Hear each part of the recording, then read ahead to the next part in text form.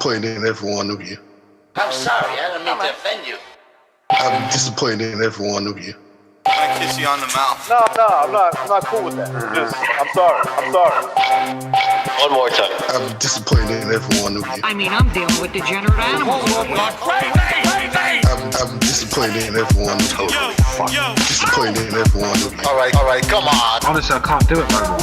I'm disappointed in every one of you. Let me tell you why. It's gonna be all right, Nicky. Go ahead, shoot. He just killed a fucking man.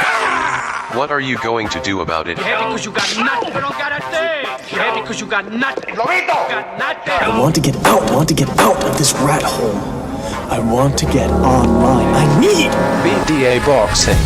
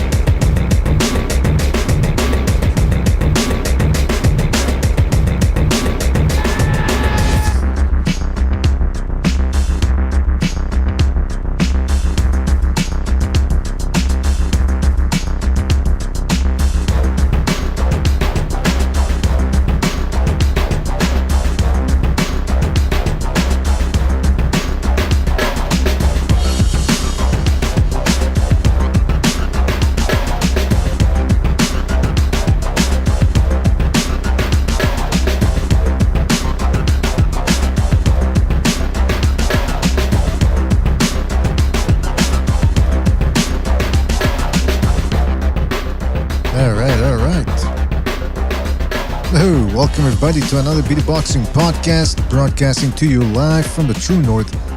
It's your good friend Mr. BDA, and I sure am glad that everybody could be on board for this one, fellas. In this episode, we've got a fantastic one for you. We start off fight week with a call-in episode. That's right, call-in episode. You guys get to call in, give us your predictions for what's gonna go down on Saturday. How's the fight gonna look?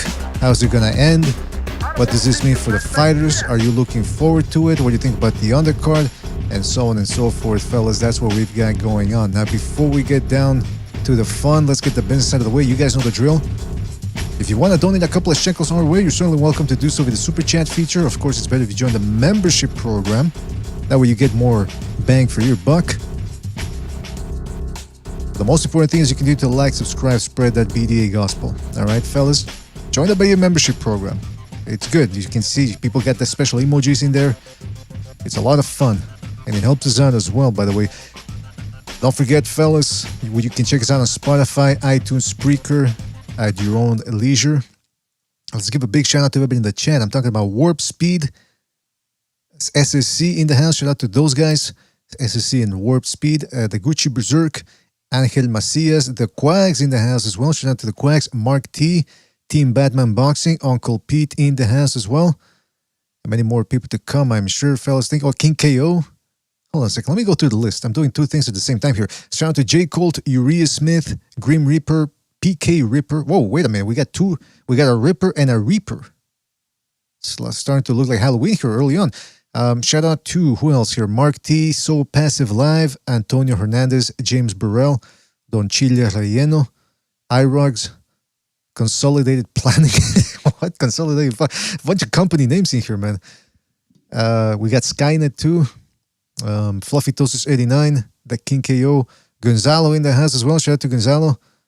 How many more people to come? I am sure, fellas. Thank you for joining us. Really appreciate it. All right, like I said, this is the official prediction time episode call-in show. You guys get to call in and give us your thoughts on the fight. And I'm going to be taking down names. Now, that's not a bad thing. I'm not saying take names and kick ass and all that. I'm talking about your predictions. So we go here to the... How come I can't see it? There we go. This is what we've had so far from previous big fights, and so it's in the same file. So we got the Canelo vs. Charlo predictions. Also, when I hear your thoughts, because everybody's always talking about, they know the prediction. I really don't care about predictions anymore. What I care about, what I think you should all be more concerned about is who's got that dog? Jermel or Canelo? Let us know. We're going to be deciding that today. Or actually, we're going to let you decide today. Who's got that dog? And if you're a betting man, what's the over-under that they mention the dog at least 5 times during the Showtime telecast? You guys let us know. You guys let us know. All right. Hey, by the way, don't forget to hit the like. All right. Like, subscribe, spread that BDA gospel. All right. The phone lines are open. And I think they're open because I can see the message here. Welcome to Blog Talk Radio. There you go. Yes. Listen, this woman here. Welcome to Blog Talk Radio. I don't know if I'm crazy, but I recorded something. Then I played it backwards and she called me a beaner. Believe it or not. So as soon as I can ascertain exactly what's going on. Yes. I'm going to try to find out. And let me tell you something, if indeed there were some racial slurs, lawsuit time. I got Phil Shapiro there. I'm ready to let him out of the cage. All right, phone lines are open, fellas. Phone lines are open. The phone number is right there in the middle of your screen, and I'm gonna put it in the left-hand middle portion of your screen at all times.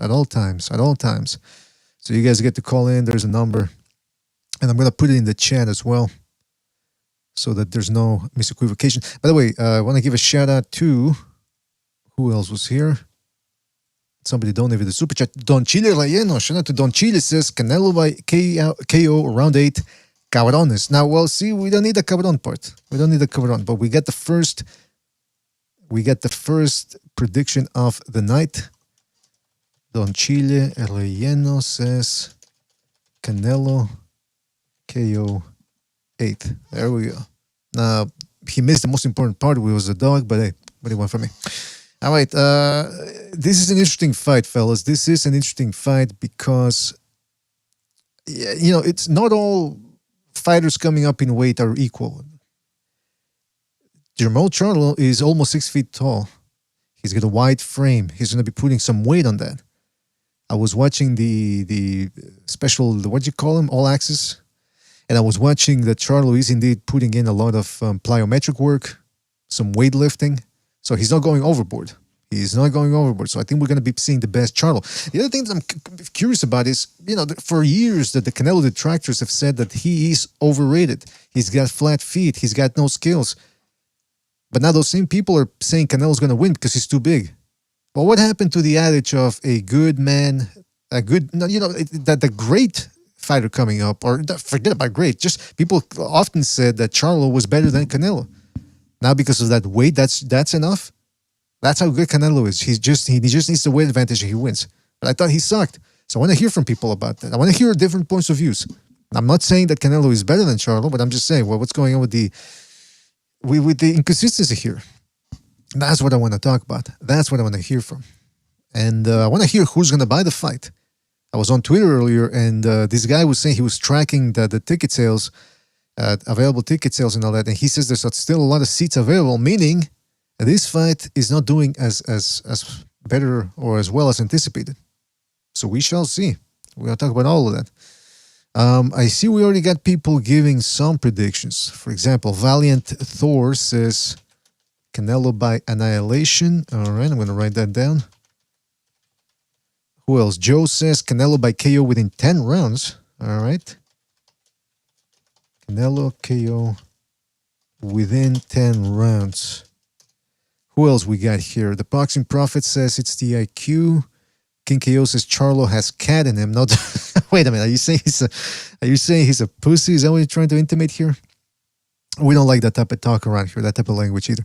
Raider Reaper, shout out to Raider Reaper for his contribution with the super chat. And he says, mark me down, Canelo 9th round KO 100% buying this. Oh, hold on a second. I'm going to put that up on the big screen as well here. All right, mark me down, Canelo 9th round KO 100% buying this. All right. Canelo 9th round KO. So when people are saying KO, they're saying not just TKO, the ref waves it off while the guy's on the ropes. They're saying Charlo ain't gonna make it up by the count of 10. That's interesting. All right. The other thing I want to talk about here is, there's a couple of things. Hopkins believes that this is the fight for Canelo to prove. This is a fight that's going to let us know how much he's got left. And that's been one of the main narratives surrounding this fight is Canelo on the decline? Well, Canelo had a couple of things to say about that. He said that Charlo on Saturday is going to find out real soon. Very ominous type of comment. Very, very macabre. Cryptic in a way. That's what makes it so macabre, I think, so dark, so foreboding, because Canelo doesn't really like to talk a lot, but he does go for the stoppages in his fights. And here's what he had to say about this. He said, I always believed that I'm number one. I still believe I'm number one. You need to believe in yourself. And I think Jermell Charlo is the perfect fight right now. He's been calling me out for a long time, and I never forget. He said a lot of things. I don't know why, for some reason, when Canelo's talking, he says, I never forget. I visualize him putting up his two fingers and tapping his forehead. You know, like Robert De Niro in The Godfather. In the second one, he goes, I never forget a favor. He said a lot of things. He's never believed in my skills, but he's going to find out soon. Him and his brother didn't believe in my skills, and that motivates me for this fight. So it appears as if Canelo has been taking this a little personally. He took it personal, the fact that the Charlos sort of dismissed his skills. And it's not just the Charlos, by the way, fellas. It seems like it's everybody, the most people in boxing. I mean, De La Hoya, when he talks about how the Crawford fight would go, he keeps referencing Canelo's footwork or lack thereof. Seems like he's not all that impressed with Canelo. And that's, a lot of people, that's why a lot of people are picking Crawford in that, in what could be the biggest fight in boxing if it occurs. And a lot of people would pick Crawford because he's just that much more skilled. And I think they say that he's more skilled because they focus on the hand speed. I think that's what it is for a lot of casuals and some hardcore boxing fans. They tend to get mesmerized, hypnotized, and riveted by the speed, by the flashiness. I don't know how I feel about that. Well, we'll continue on, but before, shout out to Raider Reaper again for another contribution with the Super Chat. He says, specifically, right hook, counter, punch, knockout. Oh! See, that's what I like. When guys actually try to be as specific, concise, and precise as possible. I like that. So he says, right hook, counter, KO. There you go. Wrote it down right there for you, Raider Reaper. Shout out to you. Thank you for your contribution and for your prediction. All right. We're getting some phone calls here, so let's get down to the phone lines here. Hold on a second. Let me make sure everything's working out here. There we go. All right. Let's go to the phone calls. Let's go to 301. 301, you're in the air. 301, what's on your mind? Hey, what's up, BDA? This is D Money. How you doing, man? Oh, D Money, what's up? Hey, man. I'm excited for this fight. I do think that my official prediction is Canelo by late round stoppage, and I think it's going to be a body shot. Oh. I really like Jermell, and I commend him for daring to be great. I mean, this is a really interesting fight because Canelo and Jermell were fighting at the same weight, but I do think that weight is going to play a factor in this fight. Even though Jermell is bigger in terms of his height and his size, but Canelo has been fighting at 168 longer, so he's more comfortable, and I think it's going to show in the later rounds. Even though I see all the work that Jermell is putting in, he is not used to fighting at 168, and Canelo is going to apply that pressure, and he's going to be ripping him to the body continuously. That's what he does well. I do think that Jermell is going to give him his toughest fight, and I feel like Canelo is not going to look great in this fight. But I think his consistent pressure is going to pay off, and I think he's going to knock him out in the later rounds. That's just my thought. But when it comes to the dog, because that's the thing that you talked about in this fight, I think Jermell really wants to win. And I see, with him, it's a lion, right? It's not really dog. It's the lions, right? Lions only. So I would definitely say that he has the grit and the passion, and he's going to want to win. And we're gonna see that at times in this fight where everybody's going to be on their feet, and rooting for Jermell.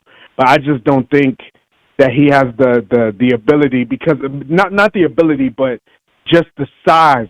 He's going to get tired in the later rounds because of the weight. It's just too much weight in a short amount of time. That's just my thoughts on it. Well, let me ask you this, D-Money. You're saying that that Charlo's going to give him a good fight. My question is, what's the likelihood, what's the percentage in scenario that Charlo can actually hurt Canelo? See, this is what makes it intriguing, because because Jermell has never fought at that weight, and Canelo is used to fighting bigger guys. So the question is, if a bigger guy can't hurt or stop Canelo, then how can Jermell? You know, but I don't want to belittle Jermell's power, because he does have power, but at the lower weight classes. So that's why I'm saying that Canelo hasn't showed that his punch resistance has diminished to the point where a natural 154-pounder is going to be able to knock him out at 168. So I'm just going based off of what time has told when it comes to Canelo's fights. You know what I'm saying? So I'm just going off of that, and I just don't think that Jermell will have that ability to stop him. All right. Well, I got your prediction down. Now, before we move on, in terms of the undercard, there's an intriguing fight between Lubin and Ramos, El Mono Ramos. That seems to be a bit of a crossroads fight. How do you see that one going?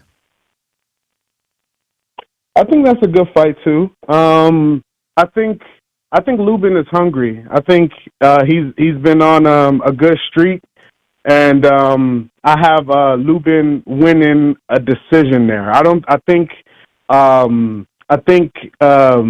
he's hungry, and he's going to come and show up for that fight. And I think Ramos has he's durable. So I don't think that Lubin's going to stop him, but I think he'll win a decision on that one. All right, yeah, that's a bit of an interesting one right there. I still don't know who to pick, really. All right, well, listen, D-Money, thank you for your call. Call back next time, all right? Take it easy out there. All right, thanks, man. Thank you.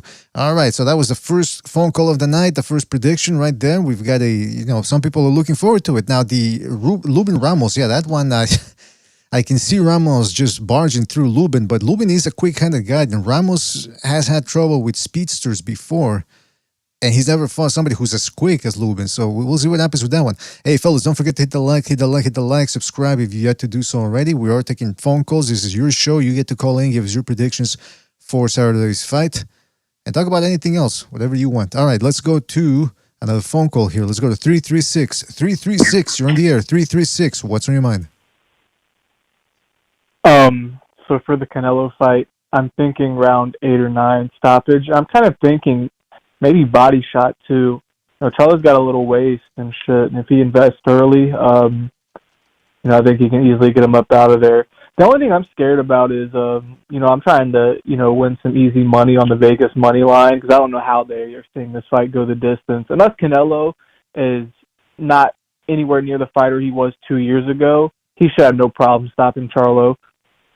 So they're implying this fight goes the distance, which is laughable. But if he stops in between 7 through 12, FanDuel's paying out at 4.5 to 1, so plus 450. So I think that's what I'm going to bet on. I'll probably put like 300 or 400 on that shit, and I don't really bet often, but the money line's just calling. Yeah, I don't know. I mean, he could ice him early, but I don't think Canelo's going to try and rush, because I think Canelo understands this too. Jermell's power, he's going to be on the back foot, obviously, he's going to move. But Jermell's power is only at its best when people walk into shots, usually. He has trouble fighting on the front foot.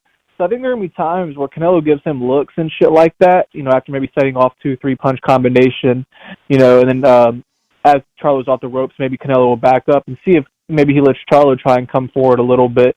Because he's very awkward at times. Charlo's like one of those guys who just has trouble fighting guys on their front foot and landing anything of note, at the elite level. Like, yeah, he did well against Jason Rosario, but that guy's a fucking, one-hitter quitter champion.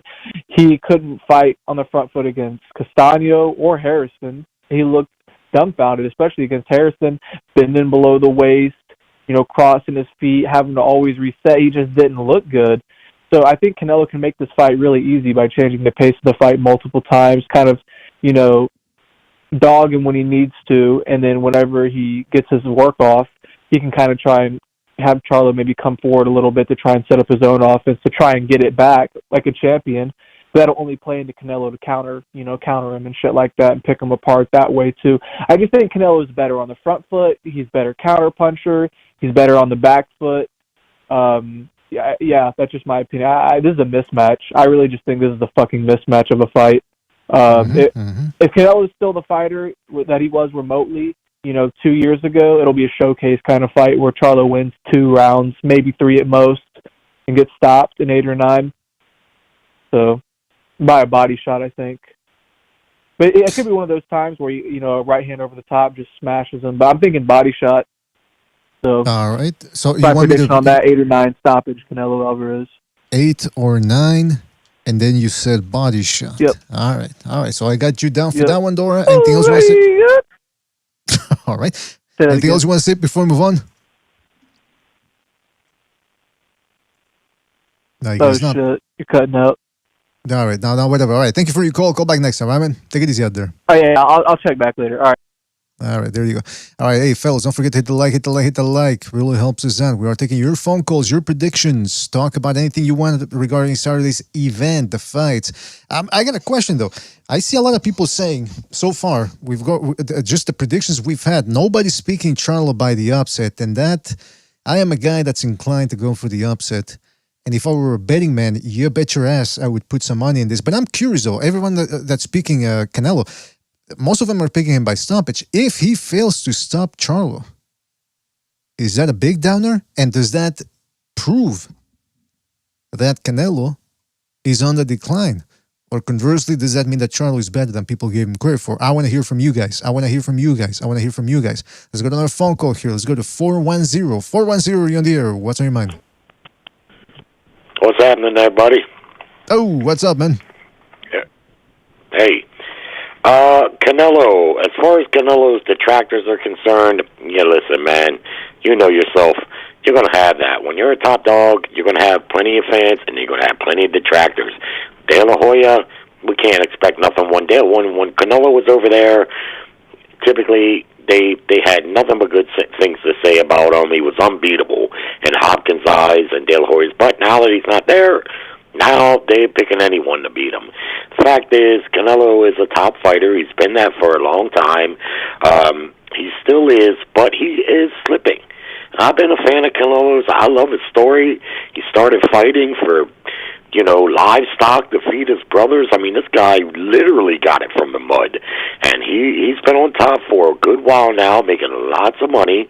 But that super middleweight run took some things out of him. I mean, he's a 60-fight veteran. Been fighting for a long time, since he was 15. And the lifestyle of a rich fighter like that, the desire simply cannot be the same. He's not going to say so. He's not going to admit it. Jermell Charlo has a good chance of being competitive in this fight. Winning it, that's a different story, because it's unlikely he stops Canelo. Canelo's chin is just solid as a corner of a building. So that's unlikely, although it could happen. But so what Charlo has to do is he has to fight a perfect fight and outwork and outpoint Canelo. And you got to imagine that the PBC doesn't want Canelo to lose right now. They've invested and committed to a 3-fight deal for a lot of money. Losing is not going to be in their best interest. So that's why you're not hearing too many people excited about the possibility of an upset, which happens routinely in boxing, is because it's unlikely he knocks him out, and then it's even more unlikely that he can win a decision, even if he might slightly outpoint or outwork Canelo. I like this fight. There's no size issue. That's another thing. People say, Canelo's used to fighting at one. No, he's not. He's fought 2 guys at 175. Unless I missed something, he fought Kovalev. He got a nice little victory over a declining Kovalev. Okay, cool. Then he had one other fight at 175, and he got beat. He lost basically every round. He's not, to say that Canelo's a small dude. Not going to be a size advantage for anybody in this fight. The only really variable is, to me, you got Charlo, he hasn't fought in a while. That's probably the most harmful thing, in my view, for him is that he's been inactive. But if you factor in Canelo's maturity as a fighter with the 60-plus fights, that may kind of level out a little bit, and it may come down to pure athleticism. And if it does, I kind of edge Charlo in that department right now.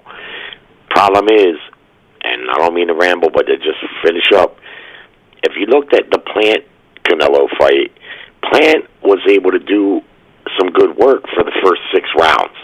His athleticism and his boxing was able to keep him in the game. But what happened was he started to break down mentally. Canelo's nonstop pressure was making him feel a certain way that was not only making him burn physical energy by moving and trying to box, but more importantly, mental energy, which was telling him. That's why by the 8th, 9th round, he was trying to talk to Canelo to talk him out of whooping his ass because the pressure was getting to him. Now, people talk about Canelo stopping Charlo. Maybe he does, but I've seen Charlo's fights. First off, I didn't think he lost the first fight to Harrison. I was so shocked that Harrison got the decision. I thought he won that fight. I think he could make a better case that when he fought the other guy that was a draw, you could make a better case that I think he may have won against Charlo. But nonetheless, he came back and knocked them both out. He's never been stopped himself, so I don't know. People were expecting a blowout in this fight, maybe, but I don't know. Well, there you go. Now, hold on a second. We got to clear something up here because I've heard other people call you before NPR guy. You are not NPR guy. I've heard you on Ringside Reporter, but I always forget. What do we call you? I'm NPR guy's daddy. Oh, come on. Wait a minute. Those sounds like fighting words right there. All right, NPR's father. We're not going to say daddy. And what was your prediction? You said Canelo by decision then, right? You know what? That's what yeah. I usually don't like to make a pick until after the weigh-in. I like to see how the fighters look on the scale, and I don't really feel compelled to make a pick beforehand, but just to play along. I mean, statistically and odds on, all things considered, you almost got to pick Canelo. And I usually make decisions when I make my pick. I'll usually say whether I think it's a stoppage or not. But I think maybe a decision in this fight, another 12-round fight, because the thing is, unless he catches Jamel with a one-punch kind of KO, Jamel has enough athleticism to move and kind of get himself out of harm's way, I think. Mm-hmm. And Canelo 4 years ago maybe still gets him, and maybe he still does. Like I say, I mean, hell, they got to fight so we can see. But I just think it's going to be a lot more competitive than what people think. All right. Well, listen. Partly because I think Jamel is athletic enough. It's really going to depend on his mind game. And in the lead up to this fight, he's been pretty cerebral compared to his other fights, which is a good thing. Because there's no point in him wasting energy, getting pissed off and worked up. He's going to need all that mental energy and physical energy in the fight to execute. So I like this approach from him in that capacity. But yeah, I'm still going to go with the odds favorite and pick Canelo by decision. All right. Well, I got you down for that one. NPR's father, and thank you for your call, and call back next time, all right? Take it easy out there. Okay, buddy. Thanks. All right. Thanks. Yeah, I mean that's the thing, though. Charlo, you have to assume he's coming in at 100%, and he let it out of the bag, by the way. He let the cat out of the bag during one of those all-access episodes where he said he's going to be moving. And why not? I mean, Canelo's been a professional for about 15 years now, or more than that. People know what his game is. In the last couple of 5 years, he's going to pressure you. He's not going to jab that much, but he's going to come in with sledgehammer shots. He excels when guys go to him, not vice versa. So, of course, that's what Charles is going to try to do. And he's going to be coming in a tip-top shape. I think he's going to be filled out. I don't think the size difference that people are clamoring about or calling about and discussing so much is going to be seen in this one. But I could be wrong. I want to hear from you guys. Let's go to that phone call here. Hey, don't forget to hit the like. Hit the like. Really helps us out. Subscribe if you yet to do so already. All right, fellas? Let's go to a phone call here. Let's go to 619. 619, you're on the air. 619, what's on your mind? Hey, what's up, guys? Hey, I was listening to the pros last night to yesterday on their take about the fight, man, and I learned a lot of things which make sense. Honestly, I don't have like a biased opinion, but check it out. Like, I don't think the weight's even an issue, man. They're both the same weight. It's just the fact that Canelo has been willing to go up in weight, you know, and challenge himself. So he's been able. There's gonna be a 14 pound weight difference that Charlo has to go up 14 pounds. So he's not as used to as Canelo. Canelo has been doing it gradually, you know, and he's challenging himself. So he's been more versatile. So it's not that he's a bigger guy. It's just that he's you know, he's chose to do that. So he's gradually done it, and he's taken the punches of the likes of like Kovalev, and knocked them too, you know. And like, for example, Kirkland was a big puncher, and Bivol and all these guys. So the fact that Canelo is more adapted, you know, he could take bigger punches, and he also has a better resume. Like he's also fought like Jacobs and Lara. You know, you can compare those guys to Charlo, you know, if you want to look at it that way. So that's what and Bernard Hopkins thinks that Canelo's going to have to reset. So he thinks Charlo's going to win. So that I think that might be Charlo's strategy. So because they think Canelo's like in quicksand, where he has to reset, you know, before he punches. So that was pretty interesting, you know. Hey, by the way, is this Jose? Yeah. Okay, Jose. Yeah. I mean, it's going to be interesting because, like I said earlier, Charlo has been adamant about the movement. He's going to be using his legs, combinations, and try to catch Canelo coming in. What's your official prediction? Well, I think Canelo's going to cut off the ring and knock out by the round 7. Oh, round 7. That's a little earlier than what most people are expecting, but I got you right there. Yeah, right? but the thing that Canelo can tire it out, and then by that time, the Charlo's going to be dancing around and you go to a decision. So he has to get him kind of early, but he has 6 rounds to figure him out and go for the kill. Because if he doesn't, you know, you slip away. Yeah, I think you're right, man. He needs to. We'll see if he comes in with the sledgehammer approach or if he just fights like he did against Jacobs and against Golovkin the third time, where he sort of, you know, put like a little bit of a kibosh on that one and just fought normally. All right, well, listen, Jose, anything else you want to say before we move on? No, that's all. All right, thank you for your call, Jose. Thank you for your prediction, and we'll catch you on the next one, man. Take it easy. All right, that was Jose right there giving us his prediction. Again, fellas, this is the prediction show, official prediction show. So be sure to call in. Let us know what you think is going to be taken down, what's going to be happening, rather, this Saturday, and we're going to be taking down your predictions. Let's go to another phone call here. Let's go to 832. 832, you're on the air. 832, what's on your mind? What up? This is the Straight J2, and real quick, I want to get my prediction right. So, I think Canelo's gonna get Charlo out of there in the 11th round. I don't think it's gonna be as early as some people think. I think Charlo's gonna be winning some rounds, and not only winning some rounds, but I think it's gonna be landing some flurries, like Caleb Plant was, like Laura was at times. And I think, listen, I could also see Charlo doing really good in this fight. As long as Charlo has, let's say Charlo has been doing his homework, right? He's seen the Bivol fight. You know, he's learned a thing or two about, you know.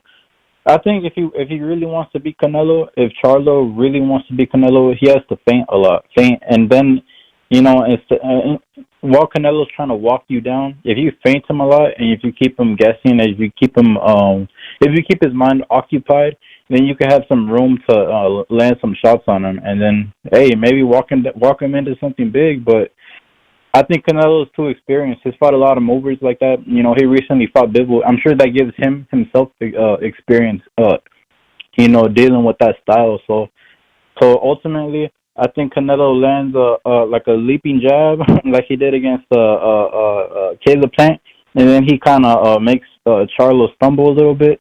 And then he goes in with the left hook and drops him, and then after that, I think he just finishes him off. That's my prediction. All right. Well, listen, that's a pretty detailed prediction right there, Straight G. Now, let me ask you this: when it comes down to the weigh-in and the face-off, right before they ring the bell and they're staring at each other, do you think we're going to be seeing a sizable difference in terms of bulk, in terms of physicality, or you think they're going to be looking at about the same weight? I think they're going to be looking at it the same weight. From the weigh-ins, you can't really they both look like professional boxers. It's nothing crazy. It's just like they both look like they're ready. Hopefully, at least they both look like they're ready. But I don't know. I can't really tell like who's got more stamina, but just by looking at them, or who's stronger or whatnot. But I don't know. All right. Well, we'll see what happens, man. I got your prediction down, and thank you for your call. Call back next time. All right, Straight G. Take it easy out there. All right. All right. Yeah, that was a Straight G right there. So far, let's go back real quick before we get down to more phone calls. Don't forget to hit the like. Really helps us out. Hit that like. Don't forget, we're taking phone calls. We're taking down your predictions. I want to hear from people. So far, even the people that love to take a risk, no one, and I mean no one, is going with Charlo so far. This is what we got so far. We got Don Chile said Canelo by KO round 8. Valiant Thor said Canelo by annihilation. And I mispronounced. There you go. JDA says Canelo KO within 10 rounds. Raider Reaper Canelo 9th round KO. D Money said Canelo stoppage body shot. Fuck, I forgot to ask him the round. Dora said Canelo stoppage 8 to 9 body shot. NPR's father said Canelo decision. But I think he said he wouldn't be surprised if it's. I think he did say he was surprised if it was a stoppage. Jose says Canelo KO round 7. And Straight G just called in and said Canelo 11th round stoppage. All right. Well, let me tell you something, fellas. I'm itching to put a little moolah on Charlo. I'm not kidding around here, fellas. Then again, I'm the same guy that said that John Ryder was going to give Canelo a difficult fight. And he sort of did in the last couple of rounds where Canelo seemed to have run out of steam, which was weird, by the way. Running out of steam because you're throwing one shot at a time. But I was wrong in the first 6 rounds because Canelo just made it look easy. Actually, he was beating the crap out of John Ryder. So, I don't know, man. It's one of those fights where I had some things right and some things completely off. And it's just making me doubt myself even more. So, let's take a couple more phone calls here. Hopefully people can... The fuck is that noise? Hopefully people can convince me or sway me to one side or the other. Let's go to 706. 706, you're on the air. 706. What's on your mind? Hey, what's up, Doc? Can you hear me, please? Yes, Usair, I can hear you, man. What's up? Oh, okay. So listen, I'm just gonna get right to it, man. About 2 weeks ago, you guys had like a Mexican themed open line. A couple of days ago, yeah. Have you looked through that before you? Did you look through? Did you listen to the music you used and the graphics for the Mexican theme? No, that was Bucho. That was Bucho, and I don't remember what the graphics were, no. Bro, you gotta listen to it. That was some like Party City. Like if they told you make it Mexican, you went to Party City and not like, you couldn't tell that you and Bucho are fucking Mexicans. What's wrong with y'all? Well, listen. You're a guitar player and you're a fantastic guitar player. Why don't you give us a tune next time? Give us a little rancherita. No, seriously. So that it sounds real Mexican. We'll play it during the blood. intro. We wanted meat. We wanted Mexican fucking team. And you guys gave us some fucking, like, the Taco Bell dog shit and like, La Cucaracha music. What the fuck is that, bro? Well, what do you want us to... Listen, if I go on YouTube and I write copyright-free or Creative Commons Mexican music, it's going to give us shit as well. So that's what I'm saying. You're the musician. You're the guitar player. You said you're racial. You're the buckethead of the BDA boxing community. So why don't you give us a little tune, a little riff, a little melody? I had to go outside, man, to make the calls. Remember, I don't get good service. Ah, come on. But what does that have to do with the music? To Mexicans when the ones that go to Canada? I'm not gonna take this, sir. I bet you if we do a trivia of who knows more about Mexican music, I'll come out on top. No, man. I will come out on top. Who? Yes. No, I'll come out on top, absolutely. And once I'm on top, I'm liable to do anything to you. What do you think about that? I'm talking gay shit.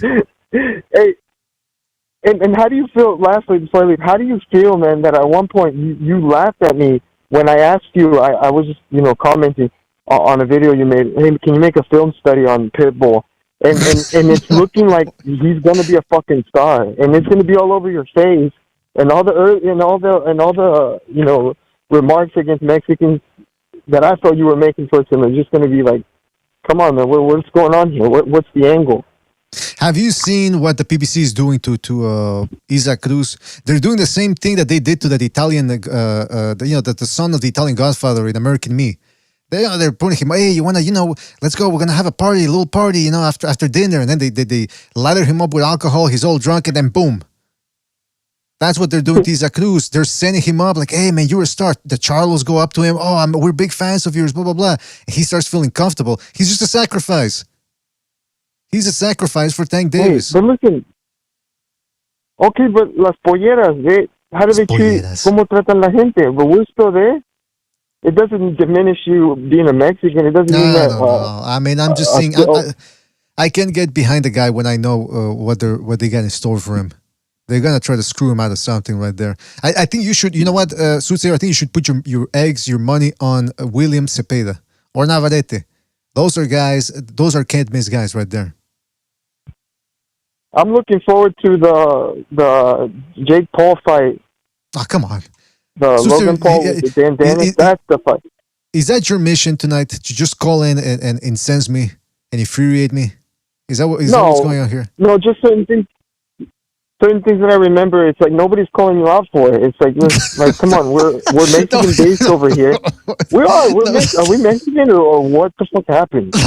Well, first of all, I didn't even remember what the music was, but I'll take your word for it. But listen, Suse, we got a lot of phone calls. What's your prediction for Saturday night? Canelo on the 5th. Whoa, shit! You're going. Now, come on, seriously. You're saying 5th round stoppage? Yeah, man. Wow. He's got you, right? He's got to move in quick. He's got to move in quick, yeah. But, hey, maybe you're right, man. Maybe because he was beating the crap within 5 rounds. He already had John Ryder almost out in that fight. Nobody had ever done that to John Ryder. So maybe you're right. Maybe he's, like Gonzalo said that too, that Canelo right now, he is a power puncher through and through. So we'll see, man. We'll see. Susie, anything else you want to say? All right, man. Take it easy. Thanks again for the call, and catch you on the next one, man. All right, that was Suits there. Had a good connection, despite the fact that he's in the Appalachian Mountains. Shout out to Suits here. Don't forget to hit the like, fellas. Hit the like, hit the like, hit the like. We are taking your phone calls, taking out your predictions. So make sure to call in and let us know who's winning this Saturday. So far, no one is picking Charlo. No one. Is this going to be... Listen, how many people picked Teofimo Lopez to beat Josh Taylor? How many? How many here? I'm curious. So are we going to be seeing something similar? Let's go to our phone call here. Let's go to 347. You're on the air. 347. What's on your mind? Well, I'm glad my dad called you a little while ago. Oh! Yeah, I dug him out of the nursing home. And come on. He took his Geritol. He's feeling all happy now. Oh, man. Yeah, he had to go after you a little bit. This is the battle of the NPR guys. There can be only one. Yeah, well, I mean, there can be only one. Look, I'm going to play a little bit of a triangle theory here, and I know that's not exactly the best thing to do, but I'm going to do it anyway. Just take a bunch of Canelo opponents, and just Danny Jacobs, Billy Joe Saunders, Caleb Smith, John Ryder, throw him in there, Gennady Golovkin, let's say Gennady Golovkin 2, just to make it fair. Take 5 of them, right? And put them up against Charlo. Just put him up against Charlo. And do you think he could take Danny Jacobs? I don't think so. You think he could? You think he would? He might win on points against John Ryder, but he's not knocking John Ryder out. Billy Joe Saunders would have made Charlo look ridiculous. I would take Caleb Plant over Jermell Charlo. Oh, any day of the week, twice on Sundays. Oh yeah. He's much faster. He's just a much more fluid boxer. He sets up punches and he doesn't waste energy in the same way that Charlo does. But in any case, Caleb Smith would flatten Charlo. I would take any of those guys over and bet consistently, and the best you could do is Charlo wins 2 out of 5 of those fights. Wowee. The best you could do. Now I know that doesn't prove anything, and triangle theory and all that other kind of stuff. But what it does show is it shows that Canelo has seen a hell of a lot more than Charlo ever has. Because if you take those fights and you just say, okay, those 5 fights are emblematic of Canelo's career and the level that he's fought, and just take those and say, well, that's pretty much emblematic. We know Bivol would just wipe the floor with Charlo, right? Just wipe the floor and be over. What it shows is that he wouldn't be able to handle anything. In other words, he'd have a 50-50 record if I put 6 of those guys out. That's what Jermell Charlo's record would be.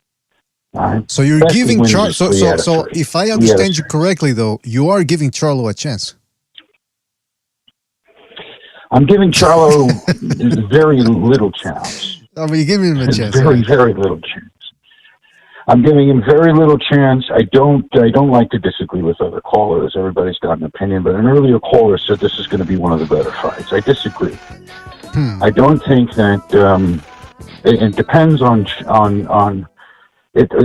Eventually somebody's going to be right when they say, I think Canelo's slipping. Well, they could say the same thing about me, and next year I'm a 1 year older and have more. My shoe leather's a little more worn out. But the fact is that they'll be right one day. Is it going to be this time? And that's the only question that I have. So the tendency for Canelo is to fight at a pace that's just faster than the guy he's fighting.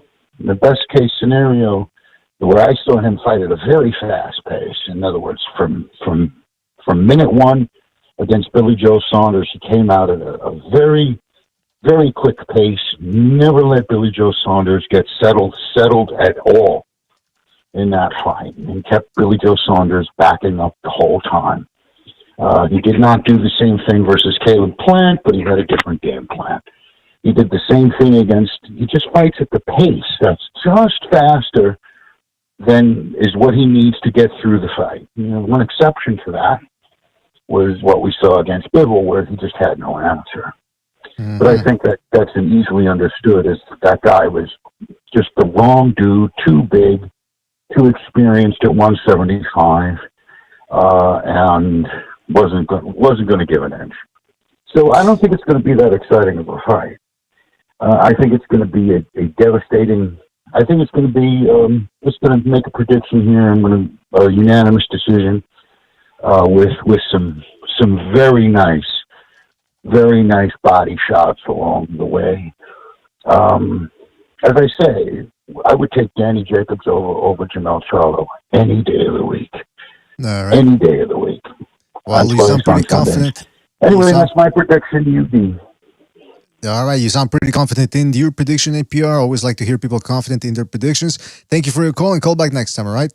Take it easy out there. Later. All right, that was NPR guy.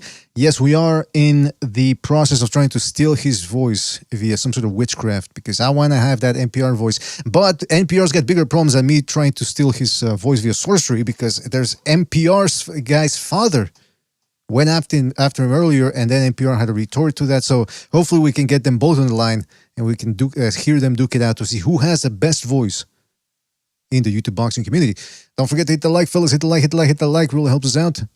Let's go back to another phone call. We are taking down your predictions for Charlo Canelo. And my question to you, fellas, is if a lot of people are saying Canelo by stoppage, if Canelo fails to stop him, what does that say about Canelo? Is he overrated? Is Charlo underrated, or is Canelo on the decline? Curious to hear your thoughts on all of that. Let's go to a phone call here. Let's go to 979. 979, you're on the air. 979, what's on your mind? Hello. Yes, you're on the air. What's up, media and everyone? This is Bruce from Houston. Oh, what's up, man? It's Canelo fight week. Finally, it's fight week. I gotta say, first of all, this might be PBC's best card, top to bottom, man. Because I have to say, because I thought the Crawford Spence card sucked, and the Tank versus Garcia card sucked. They were just like all no hoper mismatches. But this card is actually like interesting all the way down, if you ask me. But on the, I guess we'll start on the Canelo fight. So I called in maybe like a month or two ago. We're doing like early predictions, and I was thinking maybe like Canelo by stoppage, like 7th or 8th. But you know, as it's gone along, I'm thinking maybe it might be Canelo by decision. At the end of the day, why did change your mind? I could see it maybe being like 2-2 in like the first 4 rounds. And then Canelo just turning it up, the power just getting to Charlo, and then maybe even like dropping him in like the 7th or 8th round with like a clean liver shot, putting him on the knee, and then Charlo just he just like kind of like resigns on the chessboard psychologically, and Canelo just walks away with it, decision. And yeah, wait a minute. Bruce, why the change of mind? Man, well, it's just like, I just think Charlo, he might try to, I think he's just going to maybe just run, like the second half. I think Canelo's going to hit him clean, maybe drop him, and then Charlo's just like not going to have much. I don't know. He likes the trade though, but I don't know if he'd be willing to, you know, get knocked the fuck out like that, you know, because I mean, look at what Canelo did to Khan. Look at what he did to, you know, the lower weight class guys. He can fucking destroy you if you're not ready. And I don't know if Charles willing to go for it. You know, he might have too much pride to take a beating. That's true, man. That's true. Well, listen, Bruce. Anything else you want to say before we move on? Yeah. I'd like to talk about the Ugas Barrios fight. Oh, yeah. I think that's a pretty interesting fight. Because, you know, any other day, I think Ugas would just easily beat him like 9-3, 8-4. But I don't know, after, you know, Spence has showed his face, and it's been like almost over a year and a half since he's gotten in the ring. And ring rust is real, man. And Barrios, he got in a fight, I think, this year already. Like, against some no-hoper, but he got some easy rounds in, got a confidence booster, so you never know. I could see it being like maybe like a barn burner, kind of like Porter Ugas type fight. And it might be fight of the night, in my opinion. Whoa. Yeah, maybe. You never know, man. It's one to look for. There's also Frank Sanchez fighting that Saturday. Hopefully that's not on the main card, because we don't want to fall asleep too early. Well, listen, Bruce, man. Yeah, Frank Sanchez. Yeah, he's good, but he's not a fun style to watch. Yeah, might be the division's dark horse. Might be the division's dark horse. You never know. All right, well, listen, Bruce, man. He could be, but yeah. I don't know, man. I don't know. I think it's a bit of a stretch, especially if he's running around the ring all night and not throwing enough punches. But we'll see, man. He's got that Cuban style. All right, well, listen, Bruce, man, I got your prediction. You're going with Canelo decision. You're being a little bit more moderate than most people. So shout out to you. Thank you for your call, and we'll catch you in the next one. All right, man? Take it easy out there. All right, guys. Thank you. Thank you. All right, that was Bruce from Houston. Changing it now from KO to Canelo by decision. Let's go to the super chat here real quick. Shout out to Anthony Lopez for his contribution with the super chat. And he says, BDA, put me down for Canelo 8th round knockout. All right, I got you down for that one. Shout out to Anthony Lopez. Shout out to Uriah Smith for his contribution with the super chat. He says, Canelo in 10, he got rabbit Chihuahua dog. Oh, see, that's that different type of dog right there. I like how people can actually differentiate the different types of dogs that are out there. So he says, Canelo in 10, Chihuahua dog style. There we go. I mispronounced Chihuahua. Who gives a shit? All right. So shout out to Uriah Smith and shout out to Boxing X for his contribution to Super Chat. He says, a Charla le gustan los tacos de chorizo tapatio. Okay, come on. I was going to write that one down because I think it was a prediction. It's completely off the mark. It's disrespectful. It's degenerate behavior, boxing expert, but it is funny, so I'll leave the comment up there for just a little bit more. Shout out to all those guys, boxing expert, Urias Smith, Anthony Lopez, everyone's donated with the super chat, Raider Reaper, Don Chile Relleno, everybody that's called in so far. Don't forget to hit that like, hit that like, hit that like. It really helps us out. Subscribe if you yet to do so already. We are taking phone calls, taking down your predictions for the fight this Saturday. Let's go to another phone call here. Let's go to 917. 917, you're on the air. 917, what's on your mind?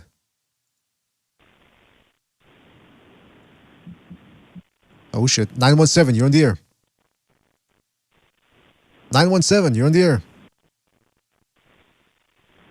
Take it up with God if you don't like it. What's that? But he's a retard. Nah, I'm playing sound effects. Yo, caller, you're on the air, man. I'm gonna have to move on then. 917, moving on there. In 1, 2, 3. All right, call back in a couple of minutes, man. All right, let's go to another phone call. Let's go to 559. 559. Oh, hey, what's up, BDA? How you doing? Hold on. I can hear myself in the background, man. Mute your shit in the background, please. Otherwise, I can hear myself. You can hear me? Mute yourself. Mute that the audio you get in the background, please. Because I can hear myself, and I can't stand to hear myself. Just like the audience. Please. Like the audience. How about now? Is it good? No, I think you're good now. All right, yeah. What's up, man? Who is this? No, it's not good, actually. No, hold on, RV, whatever. I can hear myself in the background. Just mute whatever it is you get in the background, the speakers. Please. Man, hold on. Yeah, I'll hold on. Let me call you back right now then. Let's see how. Let's fix this shit. All right, fix that shit. All right. I could hear myself in the background. All right, let's go to another phone call. Let's go to 323. 323, you're on the air. 323, what's on your mind? 323, you're on the air. What's on your mind? Hey, Mr. BDA. 323, I can hear you in the background there. Hey, Mr. BDA. Come on now. I'm just curious. I just want to leave the audio and see what the fuck is going on in the background. 323, you're on the air. All right, that's enough of this, man. What kind of a show are you guys putting on here today? I mean, I don't know, man. We got a super chat? No, that's a subscriber. All right, let's go to another phone call here. Let's go. Butcher in the chat's going, what the fuck? All right. Jump to says, all the BDA stalkers are calling in. Everyone. All right, let's see if this works now. 510, you're on the air. 510, what's on your mind? Oh, he hung up. Oh, man. All right. Hopefully more people call in. Fellas, this is your show. You get to call in, give us your predictions for Charlo versus Canelo. I got to tell you, so far, we've had about... How many people have called in so far? Hold on a second. Did this shit freeze? Oh, hold on a second. All right. Thought it was going to freeze on top of everything else. We've had about a dozen predictions, all of them going with Canelo, most of them by stoppage, and only a few picking Canelo by decision, meaning they're giving Charlo a modicum of credit that he's going to be able to tough it out, that his footwork and stamina are going to be able to take him the distance. But so far, nobody has him winning, which is strange because I have gone on the comment sections of other articles and videos. I've seen some people picking Charlo, saying Canelo's overrated, this and that, but so far, we have not had any of those people calling in. All right, let's see who's calling in now. 510, you're on the air. 510, what's on your mind? Hey, what's up, BDA? Can you hear me okay? Yes, who is this? Hey, what's up, man? It's Mr. Booty Juice. I came to call in and to give my prediction. Yeah. Let's do it. The one and only, yep. That's right. Yeah, I was going to say this pretty much like I said. I mean, I think this fight is a joke. It's a mismatch. Charlo's, he has a chance. If I had to give him a chance, I'd probably give him a 17% chance of knocking Canelo out. That's his only avenue of victory. I think he has to make the exchanges dirty, and that's the only reason why he might have a chance is even though he doesn't run as, I understand he's like American bitch style, right? But he doesn't run as much as the other ones do, as much as his brother or Tank, Gervonta, all those fucking guys, whatever. So I think he's going to stand and he's going to try to crack him. But that's his only real way, because I think, if anything, all the other factors are against him. All the other variables are. I think Canelo's faster. He has a better chin. He has better combinations, even though, Charlo's has some good combinations, but not really. I think his lateral movement, I think that's the only thing that he has, he's better than Canelo, but just Canelo has that style where he doesn't even necessarily pressure the dudes by, throwing anything. He just comes forward and plots forward. And I think a lot of fighters mistaken that for scary offense, but they fall for it. So I don't know why they do. I mean, I don't even understand half of these guys. What the fuck are they doing there at the time? I mean, maybe it's stage fright. I don't know. I don't know what the fuck it is, but he does a lot of things that are, clearly still mistakes. Nobody capitalizes on him. The only people that capitalize on him is B-Boy and Gennady Golovkin. So, but yeah, like I said, I have him. I have Canelo TKO stoppage. It's going to be 7th round. I want to say he hurts him to the body first, and then comes down the pipe with a right. He might throw that left hook, jab uppercut, and then right cross, and he might double that up, the hook again, and then put him out. I think that's going to be the sequence, because again, I think Charlo, even with the weight, I think that also is gonna factor into the potential knockout. I think Charlo's weight is gonna help him out, but again, I think Canelo still has the edge. He can obviously crack him with the left hook, but I don't think, as I mentioned, I think that's gonna be the sequence. Double hook to the body and then right cross, but he's gonna hurt him to the body first. I think he's too susceptible to the body, because when he throws his exchanges, sometimes, since he's a little bit taller, I think Canelo's gonna get under him, and that's the fight. That's gonna be the fight. Right. So. Yeah, listen, that's a very 7th round TKO. That's a very in-depth prediction right there. And you said that this fight is a joke, and so far, no one's picking Charlo. Absolutely no one who's called in so far. So I was hoping you'd be the guy to pick Charlo, but you won't go dude, look, I don't know why. Look, I know there's a lot of bitches in your chat. I know there's that guy, the Windy City, Iparakua, and that other fucking Fruit Loop, Jack the Ripper. I understand they're bitches, and they think I'm just saying on them, but I get it. The people that usually like Canelo, they're bitches themselves, and they want to dick ride him and put their nuts in his mouth. So I get that, but I'm keeping it honest, man. That's part of the reason why, as I mentioned before, I'm in my own camp. I understand. I don't like, for example, Gervonta St. Davis. I'm pretty much done with him. I talk shit about him all the time. I think he should fight. He's actually, he's a modern day cherry picker. He cherry picks a lot of his fights. But I'm keeping it real with him too. And if people take it that way, then fuck you too.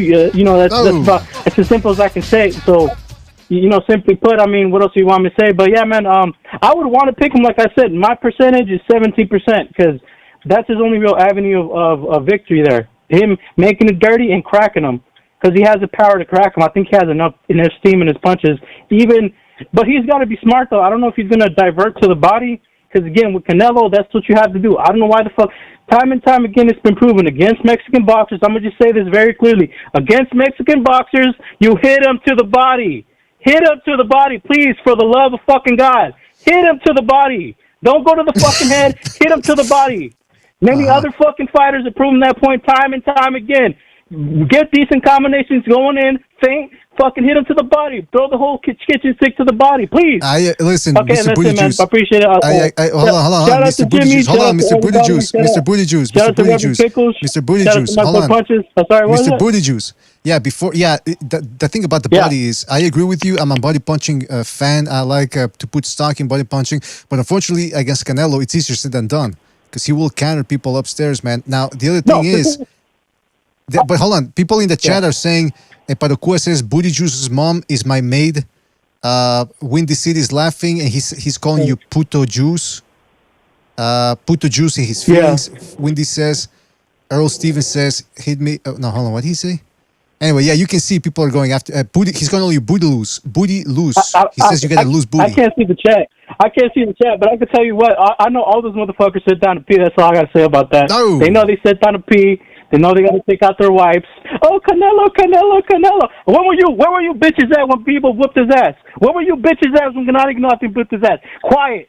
Exactly. Shut the fuck up, man. Come on, man. Anyway, but I was gonna say this. Yeah, I understand it's easier said than done. I understand that it's not easy to get into Canelo. That's the only other option. What else is he gonna do? Is he just gonna stand there and get cracked?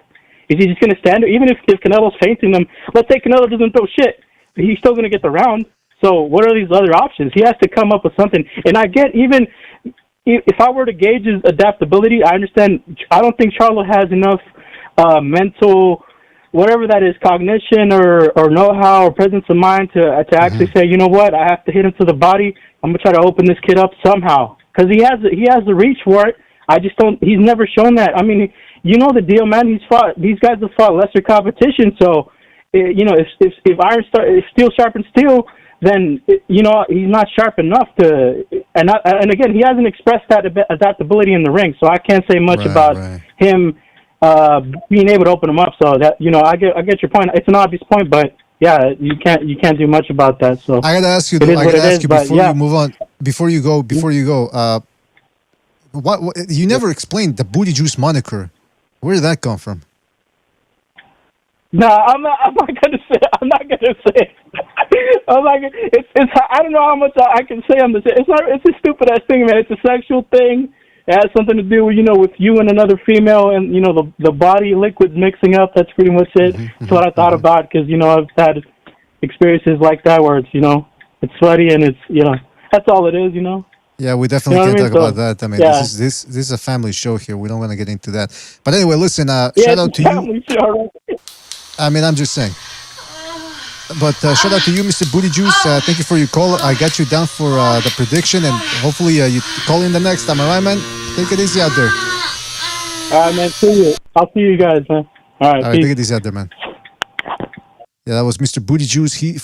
Shout out to him. He said Canelo TKO round 7. So no one is speaking Charlo so far. Amazing. I would have thought, in my experience doing this show and being around boxing for a long time, usually you get 2 or 3 people at least for a fight of this caliber picking the underdog. Not in this case. No, sorry, Bob. What was it going? Oh yes, super chats. We had a couple of super chats. We've got. By the way, the people in the chat going after Booty Juice, but hey, man, he goes at them, they go back at him. That's the way of the BDA boxing, the boxing debate arena. All right, shout out to Boxing Expert for his contribution with the super chat. He says, Charlo le gusta. Oh, here he said, okay, that was from earlier. Shout out to Mars for his contribution with the super chat. He says, Charlo will get cinnamoned.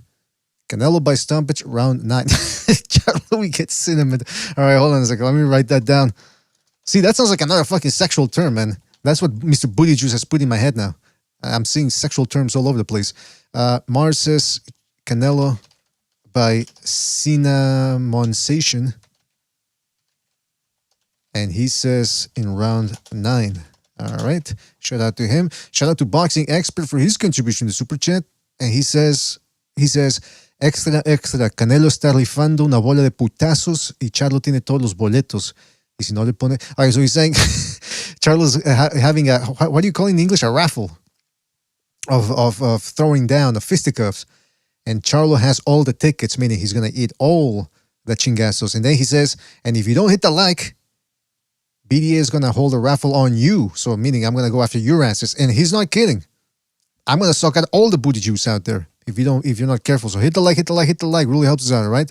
Shout out to Boxing Expert, and shout out to Boxing Expert for another contribution with the super chat. He says, al Booty Juice se me hace que le gusta el pillín. I can't be read. I read it in Spanish. I'm not going to read it in English, but shout out to Boxing Expert. Has Mr. Booty Juice ever been on the Open Lines Friday? Because if not, he has to be. Yeah, by the way, the people that were giving me trouble with the phone calls, I got to tell you, please, when you call in, guys, don't use Bluetooth. Make sure everything's working. Make sure you don't have any audio in the background. Make sure you're in a quiet place, because you're making me look bad, all right? Yeah, please don't. Please, that's what I'm going to be saying next time.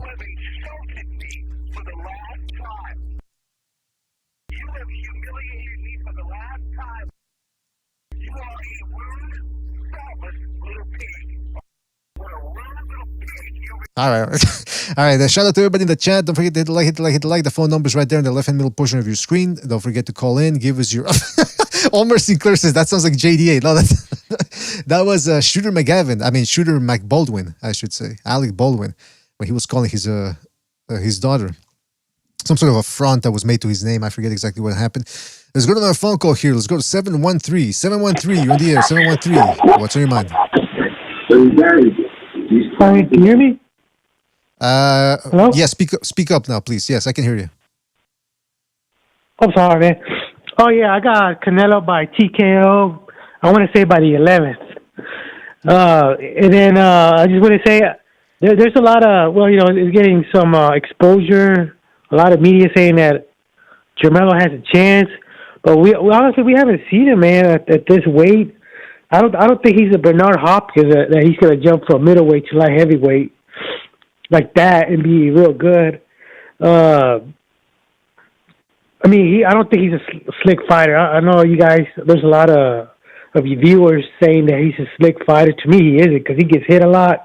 Mm-hmm. He's a flashy fighter. And then I want to bring up if Charlo loses, right, whether by decision or TKO, and then we all know the Top Rank has the better matchmaking skills, but what does that say about Golden Boy? Because Canelo was a Golden Boy fighter for a while, and they managed to bring him up the ranks and bring him as a pay-per-view star, regardless of what people might think. And I know Charlo was for a while a Golden Boy fighter, but also his brother, like I said, I brought it up. He was never impressed as a middleweight. He's missing in action. They're twins. They're basically the same fighter. And to me, the 160 Charlo lacks the power at 160. And anyway, that was it. That's my prediction. I enjoy your show. And take it easy. Bye. Hey, hold on. Before you go, who is this? I need a name for the prediction. Greg Terrible. Greg Terrible. All right, Greg Terrible. Yeah. I know how to spell terrible, man. Come on. Take it easy. All right, take it easy. Thank you for calling. No. All right, thank you for your call. Take it easy. All right, man. Greg Terrible saying Canelo by TKO 11th. I'm telling you, man. Nobody's picking. What's his name? Charlo. Surprised? Yes, I am. Because again, I'm going to show you some comments later on of people, and especially on Twitter, people saying ain't no way Canelo got the skills to beat Charlo, man, and this and that, and now all of a sudden, I don't hear that. I listen. Canelo's not invincible. We've seen that before. Now, again, I have underrated him a little bit in the past, like in the John Ryder fight, the first 6 rounds. He was putting a beating on Ryder. But then what happened? He started slowing down. So what happens if he slows down in this one? Does Charlo have the firepower, the wherewithal, the stamina, the know-how, and the hunger to go for this win, knowing that this is probably the last time he faces a fighter of this caliber? Guys, I want you to call in, let me know. I need somebody to pick the underdog here, for Pete's sakes. Let's go to another phone call. Let's go to 323. 323, you're in the air. 323, what's on your mind? What's up, BDA? It's Don Madrazos. Oh, what's up? No, I've got Canelo winning. It's a late stoppage. He's doing a lot to improve that stamina. We can see it in the training videos, the movement, high altitude, all that stuff. I think either, he got the negative feedback, or they just realized this guy's got engine problems or gas tank problems towards the end of the fight. And what I suspect is that he's going to fight him like he fought Danny Jacobs. He wants to be very elusive. He wants to utilize head movement. He wants to utilize those counters. Because Charlo isn't a moving around kind of guy. I don't know why people are saying this. Like, why people are saying he's one of those elusive black fighters. He's just not. He actually is a come forward kind of guy. And for years, people were saying that he was tailor made for Canelo style because he's in front of you. Now, I think that he does.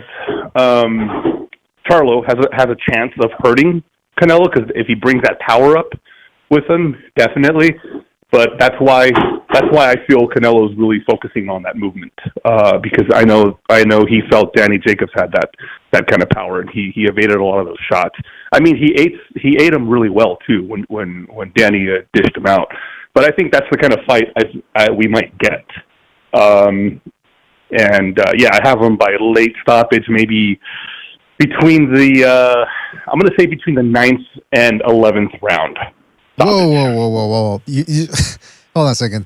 We're only a couple of days removed from one of the greatest tragedies that took place on this continent. We're talking about 9/11, and you decide to be a funny guy and go, "Oh yeah, Canelo by 9/11." That's what you're telling me? You want to rethink that a little bit there? I mean, if one plane can take two towers down, I don't know if that's possible, but then that's him because he could probably bring down both brothers. You know, I don't know about the same night. Come on, now wait a minute. Now see, you're going too far, man. I gave you a chance to sort of redeem yourself, and you go and you give another joke, another bad faith, no. I double down. I double down on the 9/11 jokes. Yeah. I'm gonna you double know down what? on I you. was thinking about the booty juice, and I was thinking, why does that sound so familiar? Booty juice. Have you guys ever seen the clip where Secretary of State Pete Buttigieg is introducing Biden, and then Biden comes out, and of course, in typical Biden fashion, he couldn't say Pete Buttigieg, so he says, "Thank you very much, Secretary Buttigieg." Oh. Have you guys ever seen that shit? No, I've never seen that one, but that makes sense. It was like a live press conference, and everybody was like, "What the fuck did he just say?" Well, I don't even know how. But hold on, So I don't know how that's to pronounce that. I can't pronounce the name either. How do you say it? But Gugieg or what? Pete Buttigieg. Buttigieg. But I mean, that's it's just it was just funny. You have to see the clip anyway. Hey, does that Buttigieg kept reminding me like, where have I heard booty juice before? Does Buttigieg have a hatred? It was our president, our beloved president, the guy that everybody's thankful they voted for. Does Buttigieg have a inner hatred for Canelo as well? You know what? He might. Yeah. I think he's going for Charlo. Hopefully, Mr. Buttigieg can call in and. I think he's going. I think he's going for Charlo by stoppage. Yeah. I bet Biden. They asked him who he's going for. He doesn't even know what's going on, so he didn't make a pick. All right. Well, listen, Don Madrazos, I don't man. think Biden knows what year it is. Come on. Now wait a minute. That's your president, for Pete's sakes. All right. Now listen, man. We got to move on here, but thank you for your call and your Not prediction. mine, man. Well, whatever. All right. Thank you for your call. Call back next time, all right, man? Take it easy out there. All right, man. See you guys later. Bye. Don't forget to call in. Give us your predictions, everybody. Don't forget to hit the like. Really helps us out. I got to tell you, man. Canelo 9/11. That's what Don Madrazos said. 9/11. And what else was I going to say about this? Hold on a second. Let me just check if there was any super chats that I missed. Yeah, again, this is the call-in show, so make sure to call in. Give us your predictions for this fight. Yeah, that's the thing, though. I mean, people were making that point, too, that Charlo is not a mover. But now, I would say he is a mover, but he's just not the best mover out there. In other words, he's not a slickster, as I like to say, because he doesn't have that superhuman hand speed that we see other fighters have. But he's a mover. And I got to tell you, the way he fought Castaño the first time, going into the first Castaño fight, I thought Charlo was going to beat him. Because I said, Castaño's a shorter guy. He relies on volume. He's not as hard a puncher as Charlo is. So I think this is a perfect fight for Charlo. He's going to run him into something. And color me surprised when Castaño actually, I thought he outworked him in that one. Yeah, he got hurt early in the fight and late in the fight. But every round in between, I almost gave all of those rounds to Castaño. And so I said, holy smokes, I mean, I guess Castaño's the better man. So then I picked Castaño in the rematch. And then Charlo did what I had expected him to do in the first one. Now, what he did in the second fight, make no mistake about it, guys, takes a lot of stamina to be able to do what Charlo was doing in that Castaño rematch. He was moving a lot, but he was also... It took timing, too. He had to sit down at specifically the right time as he had Castaño coming at him. And then he would sit down on his shots and run him into something. Also, it was left hook city, as he constantly caught Castaño with the left hooks. And it seemed like it wore Castaño down. Now, I've heard other people say that it wasn't that Charlo was stronger, but that Castaño was actually weaker. Now, why that would have been, I don't know. I'm going to go ahead and give Charlo credit for that. But again, he did get stunned a little bit in that fight. He did get hurt in the first one as well. And Castaño's not the biggest puncher out there. So I can understand why most people are going with Canelo by stoppage in this one, because they're saying, well, look, if Castaño could hurt him, what do you think Canelo's going to do? But that's the other thing, though. Canelo, Gonzalo has said that before. Because after the John Ryder fight, I said, how come Canelo was doing that one punch at a time? That sledgehammer approach. And then he got tired because of that? How do you get tired throwing one punch? Now, Gonzalo's contention is that Canelo's putting every single ounce of strength that he has, every molecule, he's focusing it on launching those sledgehammers with the utmost of power possible. And that's why he gets tired. Which, okay, it makes sense, but it's still a one punch at a time approach. If you're doing that in front of the heavyweight, just throwing everything hard, I guarantee you can still have something in the tank. Canelo appeared not to have that. I mean, if you're going to go one punch at a time, and then you wear the guy down, at least you can maybe put down some combinations later on to finish the guy. So he didn't do that. So I still don't know what to make of that. And that one punch at a time approach could cost him against Charlo. But again, I see too many people picking Canelo by stoppage or decision. So maybe I'm overrating Charlo just a little bit here. Let's go to my phone call here. Don't forget to hit the like. 301, you're in the air. 301, what's on your mind? Hey, that was quick. What's up, BDA? What's up? I think I already actually called in and expressed my dismay at this fight because I think it's a joke. I did a quick rundown earlier, but I want to just go back on Charlo and remind everyone of who we're dealing with. This is the same guy who was getting outboxed by John Jackson, right? Julian Jackson's son, who had 10 fights, something like that, for a title fight, until he finally caught him. And the guy just turned around. He didn't seem like he knew what to do when he got hurt. We went life and death with Vanis. I think he barely beat Marta Rosen. I think they could have gone against him.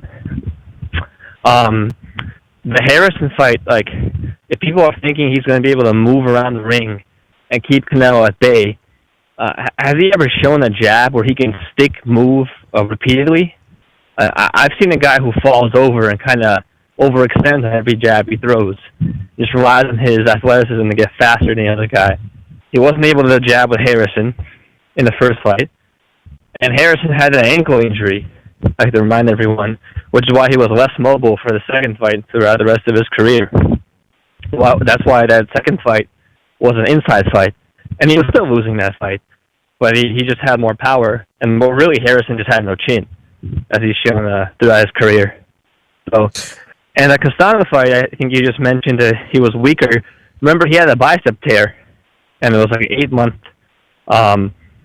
period between the first and second fight, or a year or something like that. Which, for a guy who throws a lot of hooks and is a pressure fighter, is probably a pretty serious injury. So he wasn't able to get him with the shots he wanted. But he was still landing on Charlo with that overhand right. So you can imagine what Canelo would do. He was landing that against Triple G before the Ryder fight. And if he starts early like he did against Ryder, imagine he'll just butcher Charlo's body and knock him out. So I'm gonna be a little what do you call it? The word is escaping me for some reason. Well, hold on. But yeah, I'll just pick Canelo in the mid-round. Is this Irish Andrew Ward? Yeah. Okay, because I got to write. Yeah. By the way, I heard someone call in with my area code, man. What the hell? I'm stealing my moves. Yeah, you're right. Somebody called in from the same area code. They might be right around the corner of you, maybe watching you right now while you're. It sounds like you're walking out there at maybe. night. Have you seen anybody staring I'm at actually you? watching them, BDA.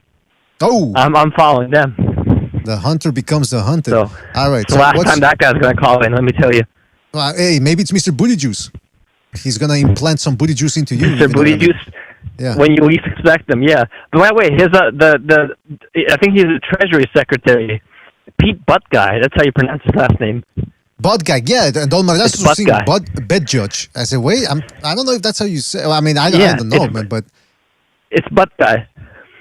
But that's how you pronounce his name. I think it's Hungarian. Oh, okay. Butt Guy. Okay. It's a common last name over there. Hungarian. By the way, so what's your prediction, Irish Andrew Ward? Yeah, that's what his husband, Mr. and Mr. Butt Guy. Oh, come on, now, wait a minute. The two of them what's together. Your prediction, man? Prediction. Couple Please. of butt guys. Ah, come on. My prediction for what they do together. I don't know if I want to. This is a family show, BDM. Yeah, I know. I'm talking about the predictions for the fight. I already said Canelo mid-round stoppage. Canelo mid-round stoppage. Seventh round. Okay, seventh round. Let's go seventh round. I would tell you though. I would like to see. I'd like to see him just flatten him in like 2 rounds. Oh. I want to see like a one-sided mismatch where it's just completely uncompetitive. I'm in the mood for that. I haven't seen that in a while. Wait a minute. Are you saying you want the type of fight where it starts getting disturbing? Is that what you're saying? Yeah. Yeah, I want to see like what was it, like Roy Jones against that black guy with dreads, you know? The one who had absolutely no chance of just getting the shit beaten out of him for 10 rounds, and you're like, what's wrong with the ref? Is this ref like some kind of demon? Is he doing like a sacrifice to Moloch? Like, you should have stopped that. Like 6 rounds earlier. You're just getting the absolute living shit beaten out of him. All right. Well, listen, I got you. I think that was like one of those Germans who escaped in World War II. He was like, "Oh yes, they were testing how much the human cranium can take, see if every last of his neurons can exit his brain." Maybe, man. But yeah, hey, that's we what did see. I want to see someone's teeth fly out. We did see that referee the other day. 2 weeks ago, where he was fucking Dracula. He was examining the wound on the nose, and he started fucking prying it open. That was disturbing, man. So Yeah, he was like, "Whoa, this cut, does this hurt when I do this? Does it hurt when I peel this cut open a little more? Does this hurt you?" Yeah, he grabs that's some nice flowing blood. He grabbed a cheese that was grater. fucked up. Do you remember Joe Cousin? He used to have like those open cuts. He would treat his fighter in a corner with like an open sore on his hand. You're thinking like, this is not sanitary. What the fuck is this guy doing? Yeah, he had like fucking he had like a sexually transmitted cyst or something. A wart on his hand, and he's fucking rubbing it on the guy's injury. Disgusting. Well, listen, he would really make a point of like rubbing it in with his hand. Like he would do it that's like enough. That's lovingly. Enough. It was really strange. You know what I'm talking about?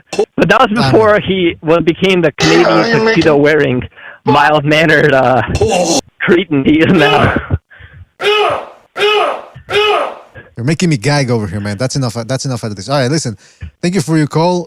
Irish Andrew Ward, I got your prediction down. And again, I got to give you credit for catching on to that whole thing there where people go, that's definitely a fight that makes sense down the line. I was gonna say, because I expect this to be uncompetitive. You know, who knows what's next in store for Canelo? Maybe down the line, depending on the Errol Spence Crawford rematch, maybe he'll fight Spence, and maybe he'll fight Charlo too. Maybe I know Vanes, isn't he signed to the PBC? Maybe he can fight Vanes Martirosyan, you know, come on, a common Golovkin opponent. Yeah, are you excited for that? Maybe he can rematch Yildirim. Hey, maybe. Well, why not, man? I don't know anyone else over there, BDA, who he could fight, to be honest. I don't know if there are any names that the public would be excited for. Do you? Well, how about fucking Benavides, man? I can't think of anyone. Yeah, all right. Well, listen, Irish Andrew Ward, thank you for your call. Call back next time. There's no other super middleweight, right, that anyone would like to see, especially like fellow countrymen.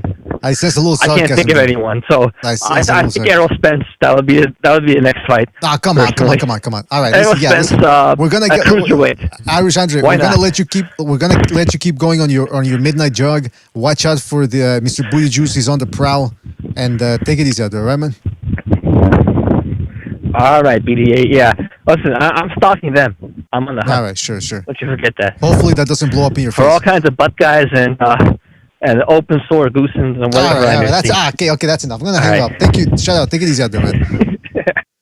Jeez Louise, the fucking that's disgusting about the rubbing the wart on an open sore. An open wound. I got to remember which fight that was. Maybe he's making it up. Maybe he sort of hypnotized me there, and that never happened. Don't forget to call in, fellas. This is a call-in show for the Charlo Canelo fight. Give us your prediction. So far, it seems like it's going to be a mismatch. That's what everyone appears to be saying. No one is giving Charlo a chance here. Although I have seen, like I said, people giving him a chance on Twitter. in comment sections, message boards, but for some reason here, all the callers are going with Canelo. Upset in the making? I don't know. Shout out to Fuckface in the chat. He says, Charlo tasted the canvas before. I don't think his chances are very probable coming up 2 weights. All right. Shout out to Fuckface for that. I mean, that's what a lot of people seem to be saying. Boxing expert says, una piedra en el anillo me enseñó que mi All right. Omar Sinclair says, he's referencing to what Irish Andrew Ward said, that there's another fellow countryman in that division. But Omar Sinclair says Benavides ain't Mexican. Well, I mean, hearing Benavides say it, he's everything. He's Guatemalan, Ecuadorian. I think he even said he's Dominican. And then on top of that, he's Mexican-American. So we have to ask him to clarify exactly what he is. And we need to ask Foca where Benavides falls into the spectrum of ethnicities. Guyan Rosling says Canelo's ring walk shorts will weigh him down and Charlo will knock him out. Oh, yeah, by the way, expect another Canelo entrance where they have the mariachis and people dancing, and then he comes out on some sort of platform that levitates and he's standing there like a fuckwad, and then he comes back down slowly, very anticlimactic, and then he makes his way into the ring. He loves this pumped-him circumstance. He really enjoys that. He likes the pageantry. You can say he really revels in it. Some people could say, well, he deserves it. It's his event. Guess what? I'm paying for this event, so I don't want to see some. This ain't a birthday party. This ain't a quinceañera where the 15-year-old girl walks out and everybody starts clapping and she twirls around to show everybody the dress. Just get to the ring, please, man. Enough with the prevarication, the distractions. Fight, fight, fight. That's what we care about. That's what we care about. That's what we care about. Like I said, don't forget to call in. Phone numbers in the left-hand middle portion of your screen. So make sure to call in, let us know who wins this fight. Again, a lot of people aren't even giving Charlo a chance. And I got to tell you, I like some of his chances. I think the whole weight, like other callers have said, the weight discrepancy is being exaggerated. I mean, this isn't Errol Spence versus Mikey Garcia, where Mikey Garcia was slower, shorter, fatter, lighter hitting. What was he going to do? He wasn't going to outbox Spence. He wasn't going to knock him out. He wasn't going to outwork him. So it was disgusting. But this is a different fight. This is a guy that's the best at 154. Some people, his fans, have clamored that he should be top 5 pound for pound. So if Canelo really is overrated, then the size advantage that he possesses, which I argue will not be as substantial as they're making out to be, shouldn't be that much of a factor. And yet I don't see many people picking Charlo right now. In fact, none of our callers did. They're all going with Canelo. Now, I will say this. Is there a path to victory? Well, we're going to get to that a little bit more on the next shows.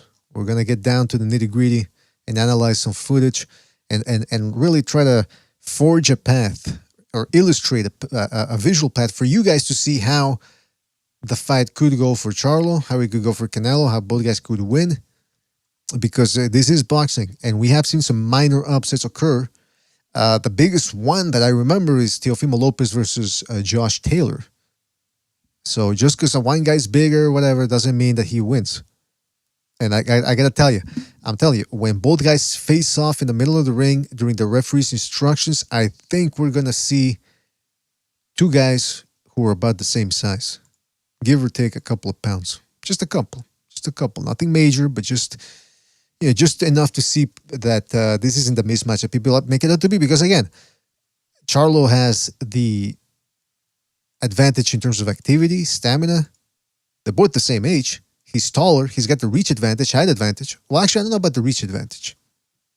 Let's go to the statistics. That's something we haven't even checked out so far. He's got a 70. Canelo's got a 70.5-inch reach advantage, and Charlo has a 7. Yeah, okay, so there you go. He's taller and he has a 3-inch reach advantage or 2.5-inch reach advantage. And he's going to be moving, which is something that Canelo really doesn't like. He prefers it when guys stand in front of him or take the fight to him. Imagine if Charlo does that, by the way. Imagine he says, screw the moving, screw the boxing, going straight at this guy. Because he did let it slip up, like I said, during the All Access show. And part of me was thinking, hey, wait a minute. Wait just a gosh darn minute. What if he's saying this a la Marco Antonio Barrera or Bernard Hopkins, where he tells you he's going to do one thing and then come fight and he does the opposite? But I don't think that's Charlo's style. Again, at this point, the cat's out of the bag for Canelo. We know his strengths, we know his weaknesses, we know what works for him, we know what doesn't. And the best shot that Charlo can give himself to win this fight is to make Canelo go to him. Now, some people are saying, well, maybe he can do what Bivol did. On paper, that's what he should do. The onus is on that type of play. But Charlo, he's not as quick as Bivol. He's not as sharp as Bivol. His technique isn't as good as Bivol's. Bivol, you can see this is a game of inches.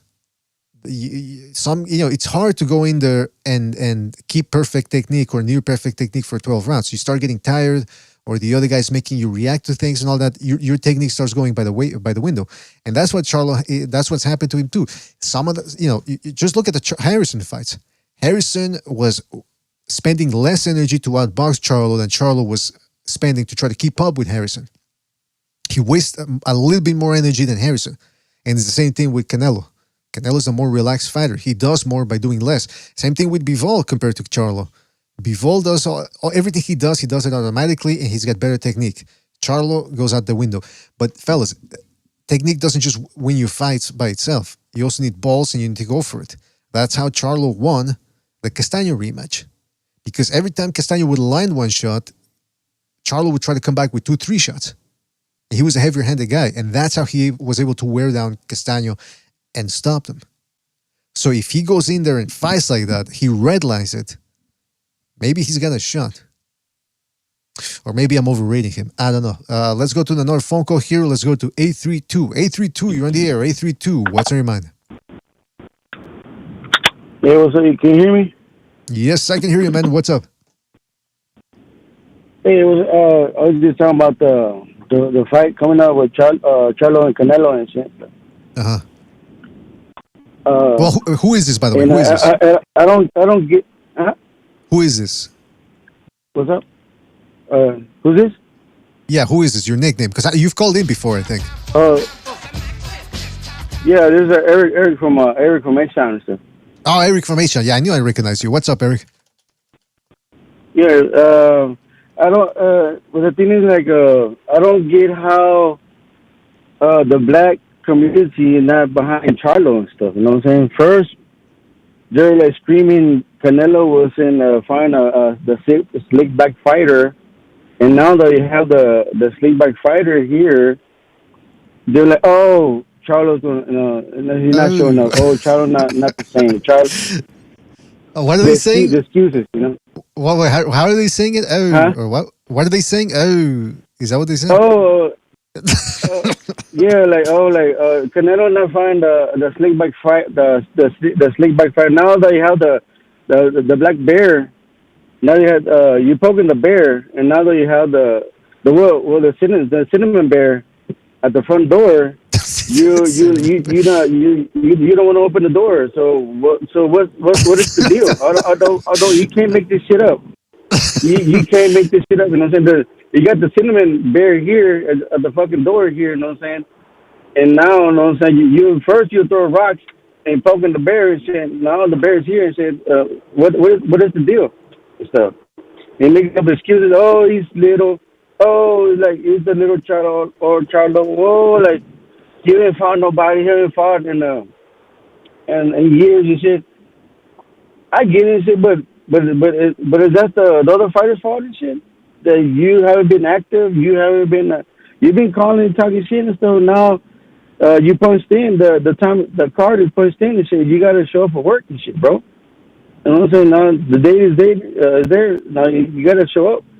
So, am I right or wrong?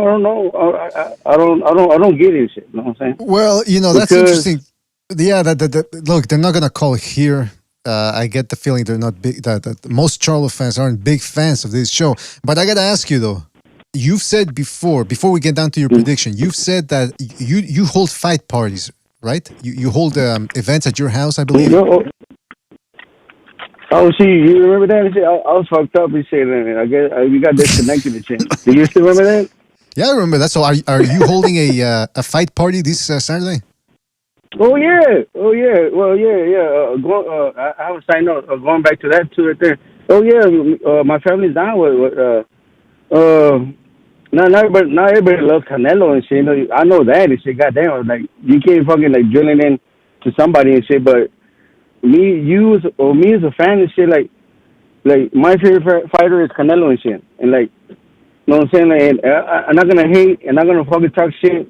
I'm not gonna play the Doug song and shit, while somebody else is not finding the top contenders. I mean, at the same time and shit. So I'm gonna congratulate. You know what I'm saying? I'm gonna still be down and watch Tank and shit and these other fighters and stuff. But for some reason, everybody has Canelo in their mouth and in the mind and shit stuff. Oh, Canelo this, Canelo that. Like, what the fuck and shit, bro? And shit. You know what I'm saying? Like, oh, Canelo needs to leave and shit. Canelo needs to leave. In my eyes and shit, my opinion and shit. Well, I'm curious. Who's there to see and stuff? Yeah, who's there to see? But I'm curious, Eric. I'm curious. When you hold the fight parties, do you put the big screen? You get a projector, or how does it work?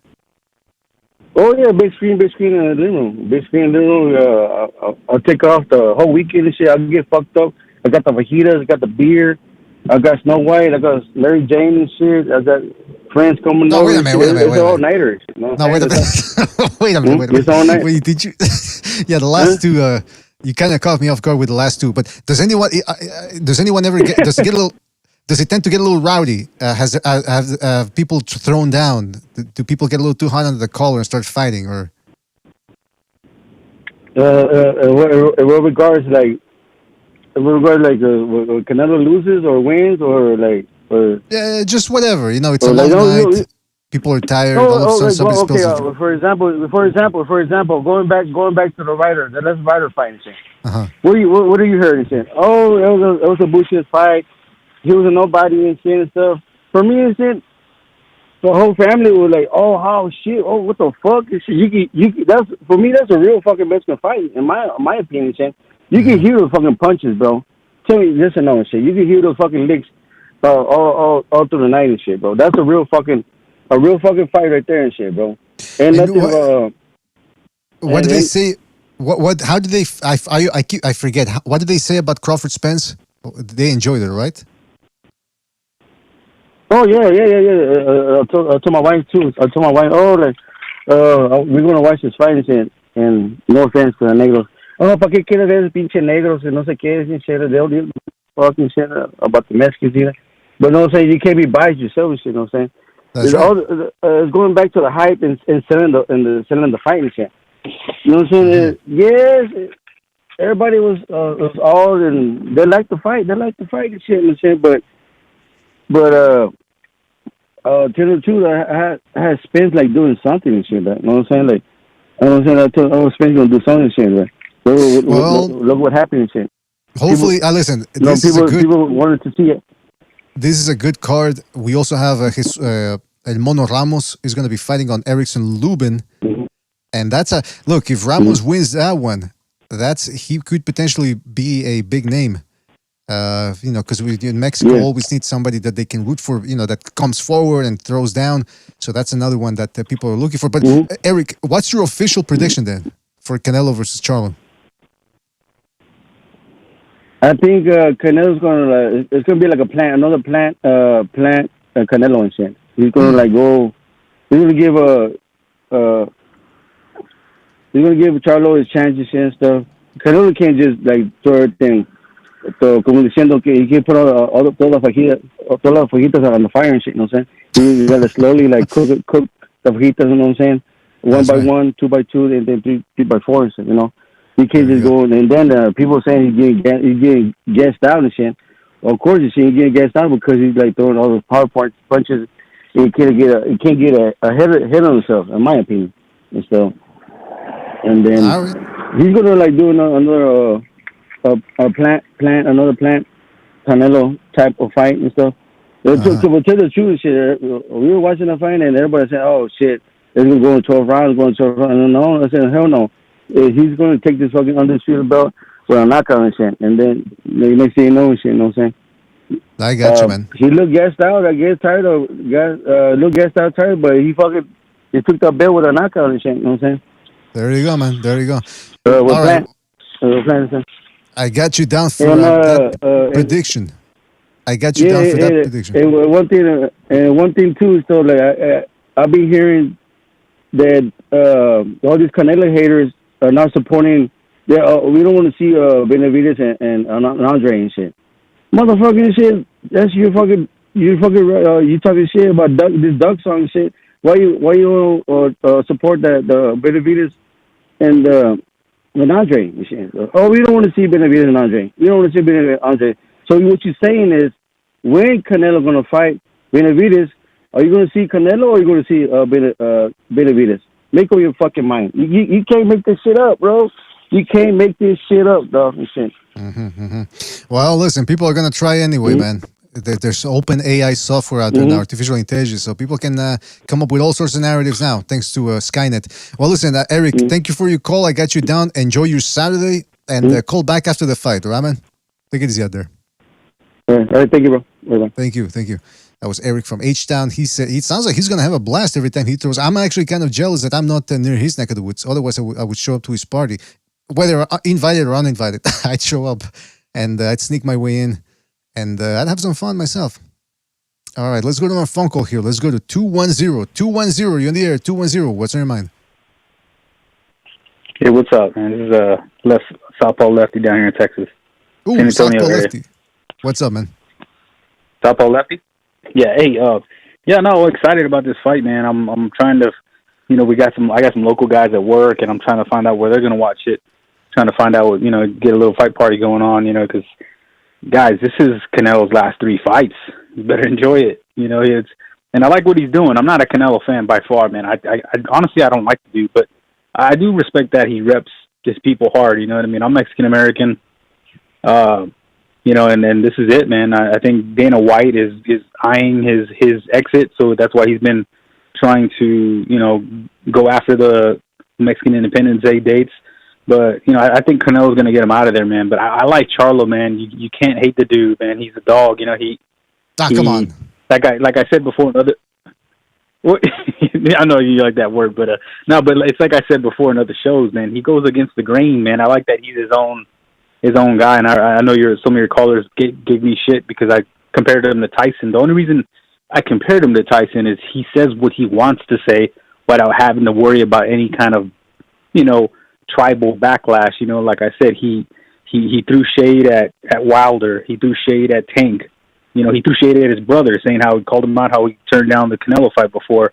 He said how he backs Pitbull. He likes him. He doesn't play that. He also respects Canelo. He said he likes how he calls the shots, and he has horses and ranches. He wants to be like that. So, man, props to him, man. This is gonna be a fun one. I still think Canelo's gonna get it done. And because he's got bigger fish to fry over there, and I like what he's doing. He's not a PBC fighter. He's just there to collect scalps, no matter how much Brian Custer, his fucking goofy ass, tries to say, "Oh, hey, what is it about PBC that is so great?" I mean, I don't know if you heard that. It's cringe. Yeah, man. That was a little too obvious there. And the cherry on top is Mari Barrios, man. I mean, I'm a San Antonio guy. I used to cover him a little bit when he was coming up. He's a good kid, man. He really is, man. He came up hard, and he's going to get a shot, man. I think he's going to win because of his youth and his size over Ugas. And, a lot of people in San Antonio are excited about that. But, I think on the flip side, they're going to try to feed him to a Boots or somebody like that. Wait. You know what? It's price. Yeah, you said Barrios. Do you know him a little bit, like from the neighborhood or something, or? Yeah. I dabbled a little bit in media coverage, So. Well, let me ask you this though, because you said he came. Cover him just to clarify, he came out hard or came up hard? No, I say he came up hard. You know, what I mean? Okay, came up. He's one of those kids that. Right. He doesn't. I don't even think he likes boxing all that much, but he's actually made a good. He's one of the guys that Al Heyman actually took care of. You know what I mean? Even though he got fed to a couple of guys, he's made some real money, and now here he is, and he's going to get a shot at. If he wins, he's probably going to get a shot at Boots or somebody like that. I mean, Boots can be heavily favored, but it's, at the end of the day, it's about making money. You know what I mean? So, so locally, I think a lot of people are going to like him. He comes forward. He's not going to be weight drained because a lot of people didn't know that he was weight drained against Tank because of the rehydration clause. So solid kid, man. You just got to watch the body shots. He doesn't take body shots that well, but yeah, man, I think Canelo's going to get it done. I'm kind of hoping Charlo puts up a gutsy effort the way Vargas did versus Tito, where you don't walk away saying, "Oh, that guy's a loser." You actually like, man, I want to see this guy again because he went out on a shield. He talks shit. He's brash. I think it could be one of those fights where there's no losers, and Canelo's going to come out on top, and then he's going to take out his brother, and then maybe Benavidez. So we'll see. But, I want to say one more thing. Hold on. What's your prediction? What's up? What's your prediction? Official. I think Canelo is gonna. I think Canelo might get a late stoppage. A ninth round stoppage. All right, I got you down. Ninth round. Ninth round stop. Hey, y'all know the pattern. When those boys from the other side of the street come over to the PBC block, what happens? Yeah, that's true. That it's not a good record for them. You were gonna say something before I took down your prediction. Oh yeah. I know y'all were. I wanted to call in that last show because I know people were saying, "Oh, Canelo's he's waiting or something like he's avoiding Benavidez." But the funny thing is, or they're saying, "Oh, if he gets him later at the end, then Canelo's going to be older, so he's at a disadvantage." And I disagree. I mean, I think the longer they wait, the harder it is for Benavidez to make the weight. I mean, this dude is he's busting at the seams, man. He's a big guy. So I think Canelo's like, yeah, I'm the older guy with the more miles, but the longer I wait you out to make this weight that you're killing yourself to make it, it's the more an advantage for the fresher guy. The fresher guy always wins. So that's my prediction, man. When y'all gonna have another show? Well, we're going to try to come back with another show this week with the regular panelists, take down their predictions, do a breakdown, maybe a little film analysis as well.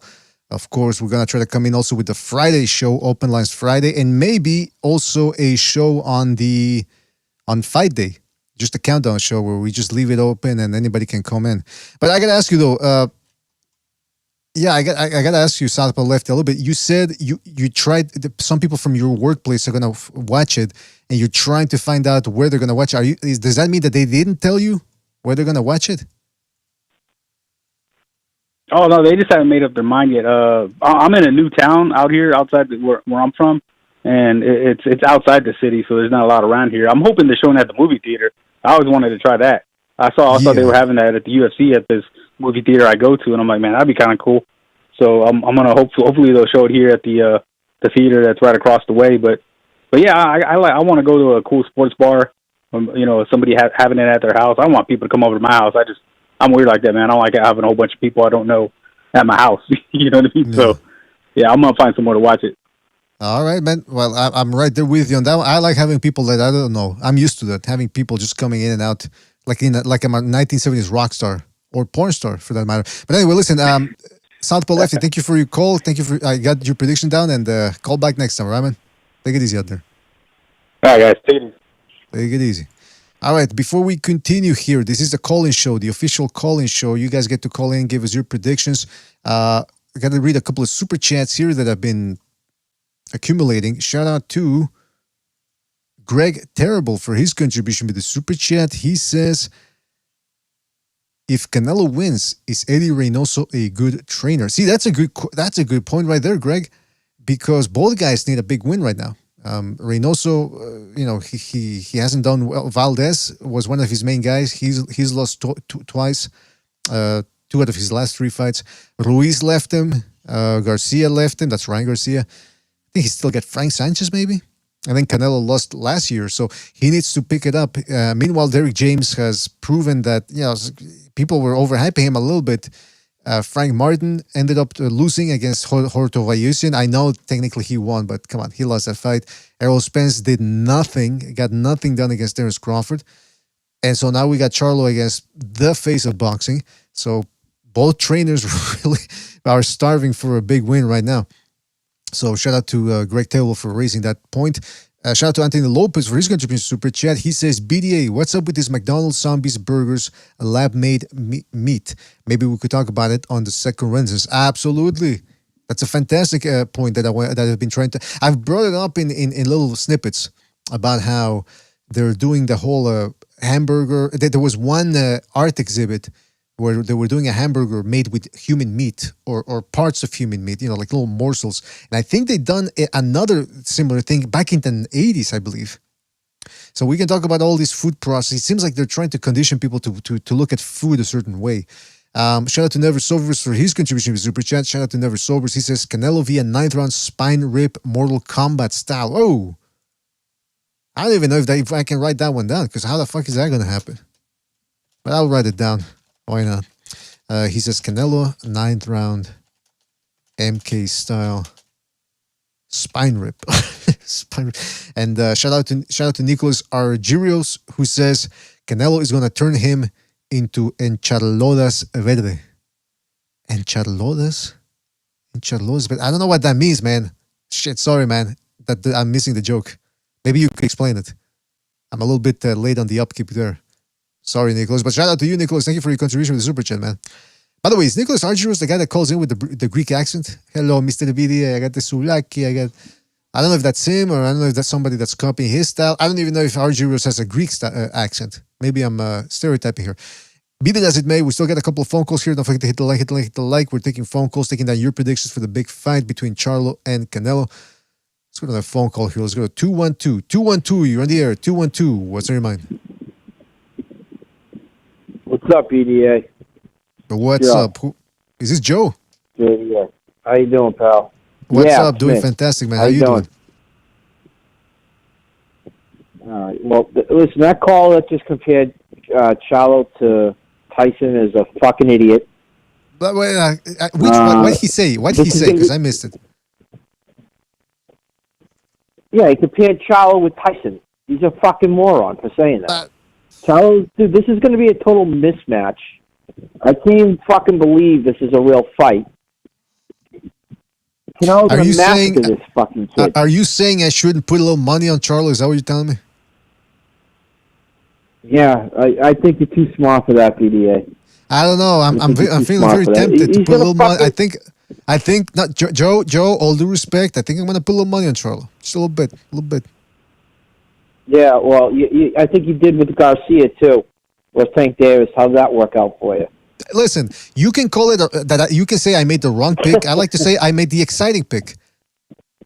I knew Ryan Garcia. Look, I broke down the fight, and the way I broke down the fight is how it went. I just decided, hey, let me have a little fun. I'm gonna pick Garcia. So why won't you let me have a little fun here and let me put some money on Charlo? Why are you a party pooper? Listen, bro, I am a party pooper. I am listening. I am listening. And guess what? I am listening. And guess what? I ain't hearing anything that makes sense right now.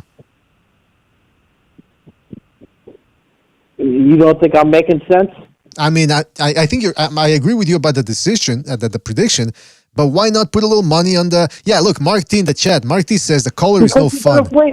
Because you're going to waste your... Why waste your fucking money? You're going to be wasting my money to waste. Paying for this thing. It's my money to waste. Why can't I waste the money the way I want to waste it? All right, you do what you want with your fucking money. Go ahead. Joe, I got to tell you. Joe, I'm going to tell you. I thought you're a Wall Street guy. I thought you Wall Street guys got down differently. I thought you guys knew how to have a little fun. Yeah, we do like to have fun.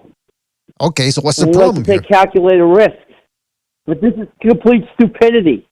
I'd like to think I'm your friend here, buddy. Don't be. Well, you're calling me stupid. You're calling me stupid, and then you say you're my friend. Money. Just bet more money on Canelo. You know what? Knock him the fuck out, dude. I'm a spiteful person. Now I'm gonna put some money on Charlo just to spite you. How about that? I'm gonna piss in my hand and shit on my face just to spite you. Good. So then I'm gonna call you on fucking Sunday, and I'm just gonna be like, I can't believe how fucking stupid you are. But if I'm picking, you guys were I couldn't believe how fucking stupid you guys were. Where you guys actually thought Ryan Garcia had a chance against Tank Davis. I couldn't fucking believe it. That's why I was calling it Mexican delusion. I fucking couldn't believe Gonzalo, the shit that he was saying. Because I think Gonzalo knows what the fuck he's talking about. How is and it I a couldn't believe delusion? the shit that I How was is it? hearing. Hold on, and hold that's on. why I called in. And that's Excuse why. me. Excuse me. Let me tell you something right now. Excuse you me. No, guys no, are no. fucking clown. Whoever thinks Charlo has a chance is a fucking clown. This is why boxing is dying. It's basically dead. Showtime's shutting its doors. 2024, it's gone. So that's another outlet that boxing's not going to have. And this is the shit why, bro. Like, this is why boxing's fucking dying. All right, let me tell you. Now, okay, now let me tell you. Excuse me. Now let me tell you why you're wrong. First of all, how am I delusional if I tell you how Tank Davis is going to win, but I say, hey, I'm going to have a little fun. I'm going to go with the exciting pick, and I pick Ryan Garcia. That's not delusional. That ain't what you guys weren't saying. That's exactly what I said. That ain't what you were saying. That is exactly what I said. Excuse me. And by the way, excuse me. I didn't interrupt you. I didn't interrupt you when you were talking. Excuse me. I didn't interrupt you when you were talking. That's number one. Number two, you know why boxing is closing its doors? Because of people like you, close-minded individuals. Oh, this fight doesn't make sense on paper. A bunch of nickel and dimers, bean counters. Oh, this fight doesn't make sense. Doesn't make it. I tell you, if it were up to you, Joe, we wouldn't be seeing upsets like Teofimo Lopez versus Josh Taylor because you don't think outside the box. You're in the box. You're in the matrix. We need to call Andrew Tate and get you out of the matrix. You think Lopez versus Taylor was a fucking upset? Of course. You think that wasn't a 50-50 fight? It was a close fight, but if it were up to guys like you, we shouldn't have even been made. PDA, stop bullshitting the audience. That was not a fucking a crazy upset. Come on, dude. That was a 50-50 fight. Get the fuck well, that's what you're saying here. now. That's what you're saying now. Come on, dude. That's what you're saying now to save face. That's what you're saying now to save face because I just exposed you as a party pooper. No, that's bullshit. It's bullshit. You like to come in and drain all the fun out of the conversation. You guys fucking taking this little fucking brat Garcia and actually saying that he had a fucking chance. I said, dude, you guys fucking delusional. Who is this fucking kid Pete? Like, you're fucking crazy.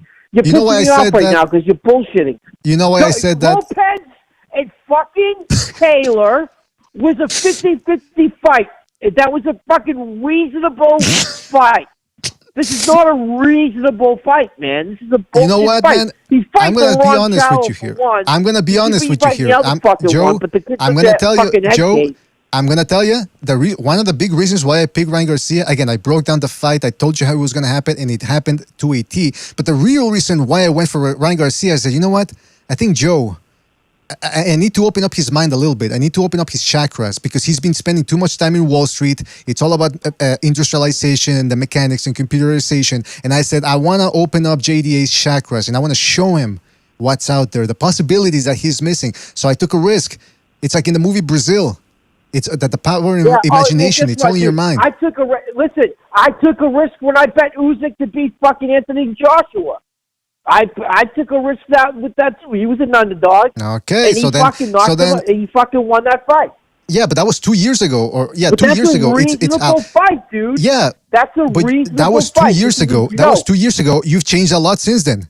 The promotions, the money that's been in your pocket, going in your pocket. I mean, come on. I'm just get the fuck out of it. Listen, it's almost 10 o'clock at night. I got to get fucking sleep. You're not going to raise my blood pressure. All right, but Joe, before hold on, Joe, hold on. Before you go, I didn't even get down before you go, I didn't even write down your official prediction. Oh, Canelo within 10 rounds. He's going to toy with them. Canelo doesn't like to put out a lot of output in the beginning, but then he's going to just he's going to hurt this 90 seconds. He's going to crush him, bro. Like, he's going to break this kid's arms. This kid's going to be pissing blood for a week. It's a knockout within 10. And I think Canelo's a little annoyed. He probably wants to make a statement. Then we're going to hear about the better beaters bullshit. That guy should be fighting in light heavyweight. Fucking cruiserweight, but he's such a pussy. He's going to drain himself all the way down. But Canelo's going to fucking knock him out too. He couldn't even knock him flat. So that's my official prediction. All right, Joe, I got you down for that. And yeah, all right, buddy. But yeah, I still have love for you guys, and thanks for the entertainment, bro. And I appreciate what everything you're doing. And thank you. Keep up the great work, buddy. Thank you. Now go out there and do a little kayaking, do a little flying. What do they call that? Skydiving. Yeah, have a little fun out there, Joe. Have a little fun. All right, take it easy, Joe. Thank you for your call, and we'll talk later, right, man? Take it easy. All right, buddy. Have a good night. Bye.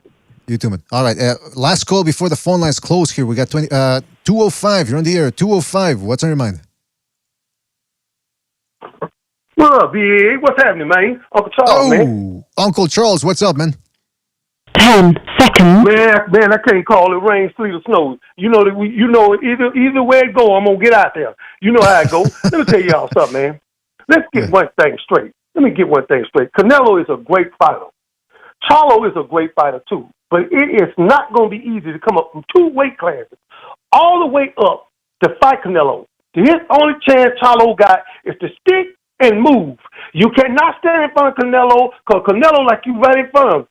Bevel was able to beat Canelo because he didn't stand in front of him. He gave him movement, and that's why he was able to pick his ass off every time he came in. Let me explain something to you. Let's get one thing straight, and I hope this ain't controversial, but I'm gonna say it any damn way. One thing about Mexican people, they ain't no joke. They will die for what they believe. I know for a fact because I was over there getting my tire changed over there, tire place over there. And the Mexican was over there, and the guy came up on the thing and said, "Hey man, I need you to change my wheel on my car." He said, "Man, I can't change that. I ain't got the tube." He said, "Man, if you don't change it, I'll kill you." He said, "Wait a minute, home.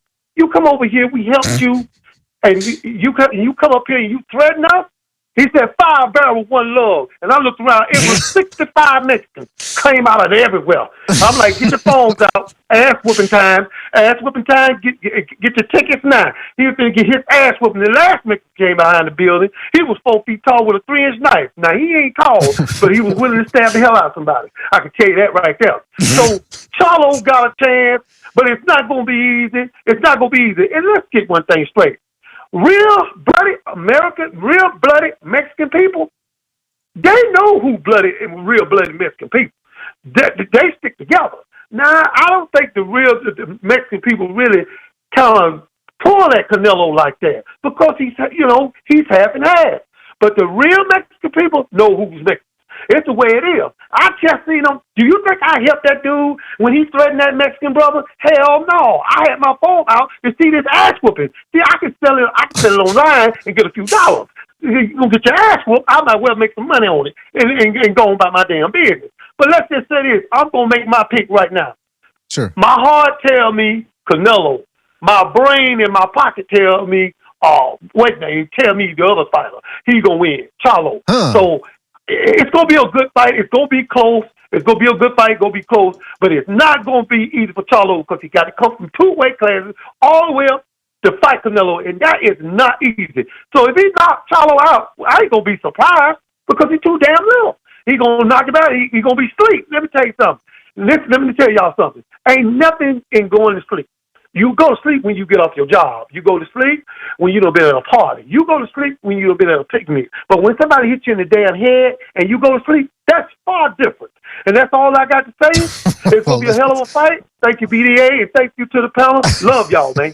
All right. Thank you, Uncle Charles. Thank you for your call. And finally, somebody picked Charlo. Shout out to you, Uncle Charles. Always enlightening. And hope to catch you on the next one, man. Take it easy out there. That was the one and only Uncle Charles. And finally, somebody picked Charlo. But he said it ain't going to be easy. He's going to have to work for it. And I can agree with that. So we probably had about, geez Louise, how many was that? Hold on, let's go to the predictions here. 1, 2, 3, about 20-something predictions. Only one person chose to go with Charlo. I got to tell you, obviously I'm not going to put money on this. I was kidding around with Joe, but why not though? Crazier things have happened. And, okay, the way I can see Canelo losing this one is if he really is on the decline. Again, people say, well, BDA, that's crazy. How would you ever pick Canelo? Well, look, there's no either or with a victory. It's not either Charlo wins decisively or Canelo wins decisively. It can be a close fight. It could be Canelo just trying to turn on the afterburners and finds out that he can't. And maybe Charlo and you know what? It doesn't even mean that Charlo's landing all these clean shots. We saw what happened between Teofimo Lopez and Josh Taylor. For the first 4 or 5 rounds, it was even. It was okay. It was competitive. And then Josh Taylor just continued to lunge in with the same uppercut to the body, and Lopez said, fantastic, thank you very much, boom, boom, boom, boom. And he would land a pot shot here and there. And then later on in the 12th round, he did seem to try to go for it. And Josh Taylor just seemed to be depleted of energy. So it could be something similar here where Canelo tries and it doesn't work out. Hey, we saw it happen against Bivol. By the 10th round, he was out of gas, loading up on those sledgehammers. So you just never know. I guess I'll make my official pick on the morrow or whichever day we do the whatchamacallit, the official prediction show for panelists. And then, of course, we'll have a open lines Friday. Again, try to sneak in a film analysis show right there for everybody. So we can sort of detail what we're talking about. But you know what? I'm actually starting to think about, we usually reserve the fight analysis shows, the live film analysis for the big fights. And so many people are going for Canelo, who's a favorite. So what's the fucking point? Or maybe I just want to really show you guys how Charlo could potentially win this. I don't know. I don't know if we should do that now. But it remains to be seen. Now, I do want to say something else here. Got a couple of things we got to touch on here. What some of the experts are saying.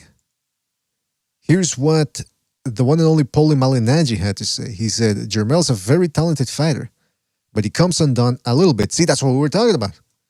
He opens himself up and he gets a little bit crazy in the exchanges.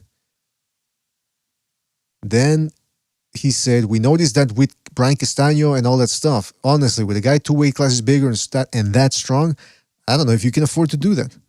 Then he continued by saying, I think if Jermel is mentally focused and disciplined, he can make a good fight out of this because I think he's more gifted as an athlete. But I just don't know if mentally he has a self-control to keep a disciplined game plan throughout the whole fight. I haven't noticed that from him yet. Then we had Johnny Nelson with the tightest shirts in boxing broadcasting. He said, I do give him a chance. Talking about Charlo. He's a very talented fighter. I think Canelo is still a force to be reckoned with, but it's 99 of the fighters in the world today. What? I think Canelo is still a force to be reckoned with, but it's 99 of the fighters in the world today. I think he makes to say he's one of the top guys. He's not the fighter he was, but the fighter he is enough to give you hellfire. Charlo can't write him off because it's a winnable fight for Charlo. He's a talented fighter. He's a skilled fighter. So will the power make a difference? That might be the key factor, he had to say. By the way, another thing I noticed on Twitter is some people are saying that this fight is not selling all that well. I think I mentioned that in the beginning of the show, so we'll see if it picks up. But I am curious, though, again, if Canelo doesn't beat Charlo by stoppage the way a lot of people are expecting him to, does that mean Charlo is better than we expected? Or maybe Canelo is not as good as we thought? Maybe he is on the decline. I don't know. Campos Vasquez says Canelo is fighting Jermel because Jermel ducked Canelo again. Never Sober says Starboy is funny, but I'm positive that he's a Latino. I don't know what they're talking about. Impala hashtag CCD. Shout out to Impala. Says Charlo's dog gonna go running home when he feels the first body shot. Yeah, maybe, man. Lucky Sim is saying, call it BDA, you're dying to. I think he's talking about my porn breakdowns, the film analysis breakdowns we do. Starboy says, only reason why Canelo is finally deciding to fight Charlo is because that other Mexican, Brian Castaño, left a blueprint of...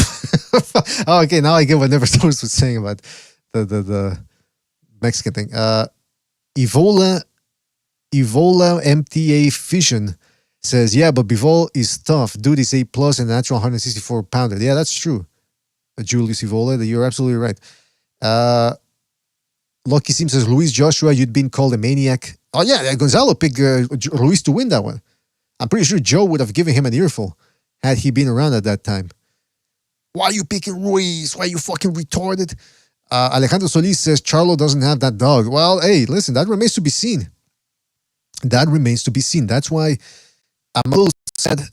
Jeez Louise. I'm a little sad and disappointed that most people refuse to even talk about. I mean, yeah, okay, I want to take down predictions, but come on, fellas. The dog-o-meter is right there. It's going to waste. Who has that dog? I'm going to go ahead and say Jermel Charlo has that dog because he's been down in fights and yet he always comes back and takes the play away from the other guy. And Canelo, of course, we know he's got that dog because look at where he is now in terms of his positioning in boxing. So I'm going to go ahead and say that they're both at about I'm going to give it a 9. I think that's a fair rating on the dogometer. Why not? What do you guys think? People saying in the chat room. Omar Sinclair says, woof woof. Mark T says, I hope this fight becomes a dog fight. And Padukua says, Vegas casinos were hacked, causing a lot of issues for travel. Oh yeah, that happened a couple of weeks ago, right? I think. Interesting. In England, too, there was a case of some shenanigans involving electronics being hacked. All right, so listen, fellas, that concludes it for the call-in show. Going to keep it short and sweet at about 2 hours and 15 minutes. Again, we're going to be trying to come back with more episodes later on this week, stay tuned for that. Of course, we're going to talk to the panelists about this fight, get their official predictions, possibly a film analysis show, open lines, and maybe a countdown show for everybody out there. So shout out to everybody that donated the super chat. Let me just make sure I didn't forget anybody. Nope, I didn't forget anybody. So shout out to everybody that donated the super chat. Don Chile Relleno, Raider Reaper, Anthony Lopez, Uriah Smith, Boxing Expert, Mars in the house as well, Greg Terrible, Never Solvers, Nicholas Argyros. Shout out to you guys. Thanks a lot for the contributions. Really helps us stay afloat and continue the operations. The true path to the Crimson Cross is not based off of money alone, but it helps. I'll just say that right off the bat right now. I want to give a shout out to everybody that called in as well. You guys are the best. Always good to hear from you guys. We got a couple of predictions down as well. And we'll be continue to take predictions down as we go along the week, especially for the next episodes, just of the super chats, phone calls, whatever. Shout out to everybody in the chat. I'm talking about Barukua, Knockout Ned, Mr. Dodos. Who else was here? Lucky Zim, Stray G Turo. Everyone knew you. Barukua, Eric G. Matlas Zinka in there as well. Mark T, Never Solvers, Terminator, Dante Merlo, Starboy 5, Evan Deere, Boohoo. Who else? Omar Sinclair, Eric G from H-Town who called in as well. Hurricane Hank, The Sergeant, Bushido Kai. All you guys, if I forgot anybody, it's because we gotta go. I gotta go take a whiz. Shout out to you guys. Thanks for calling in. Thanks for tuning in. Always appreciate it. Catch you in the next one, fellas. Take it easy. Thanks for watching. Yay. What are you going to do about it? Yeah, because you got nothing. You don't got a thing. Yeah, because you got nothing. I want to get out. I want to get out of this rat hole. I want to get online. I need BDA Boxing.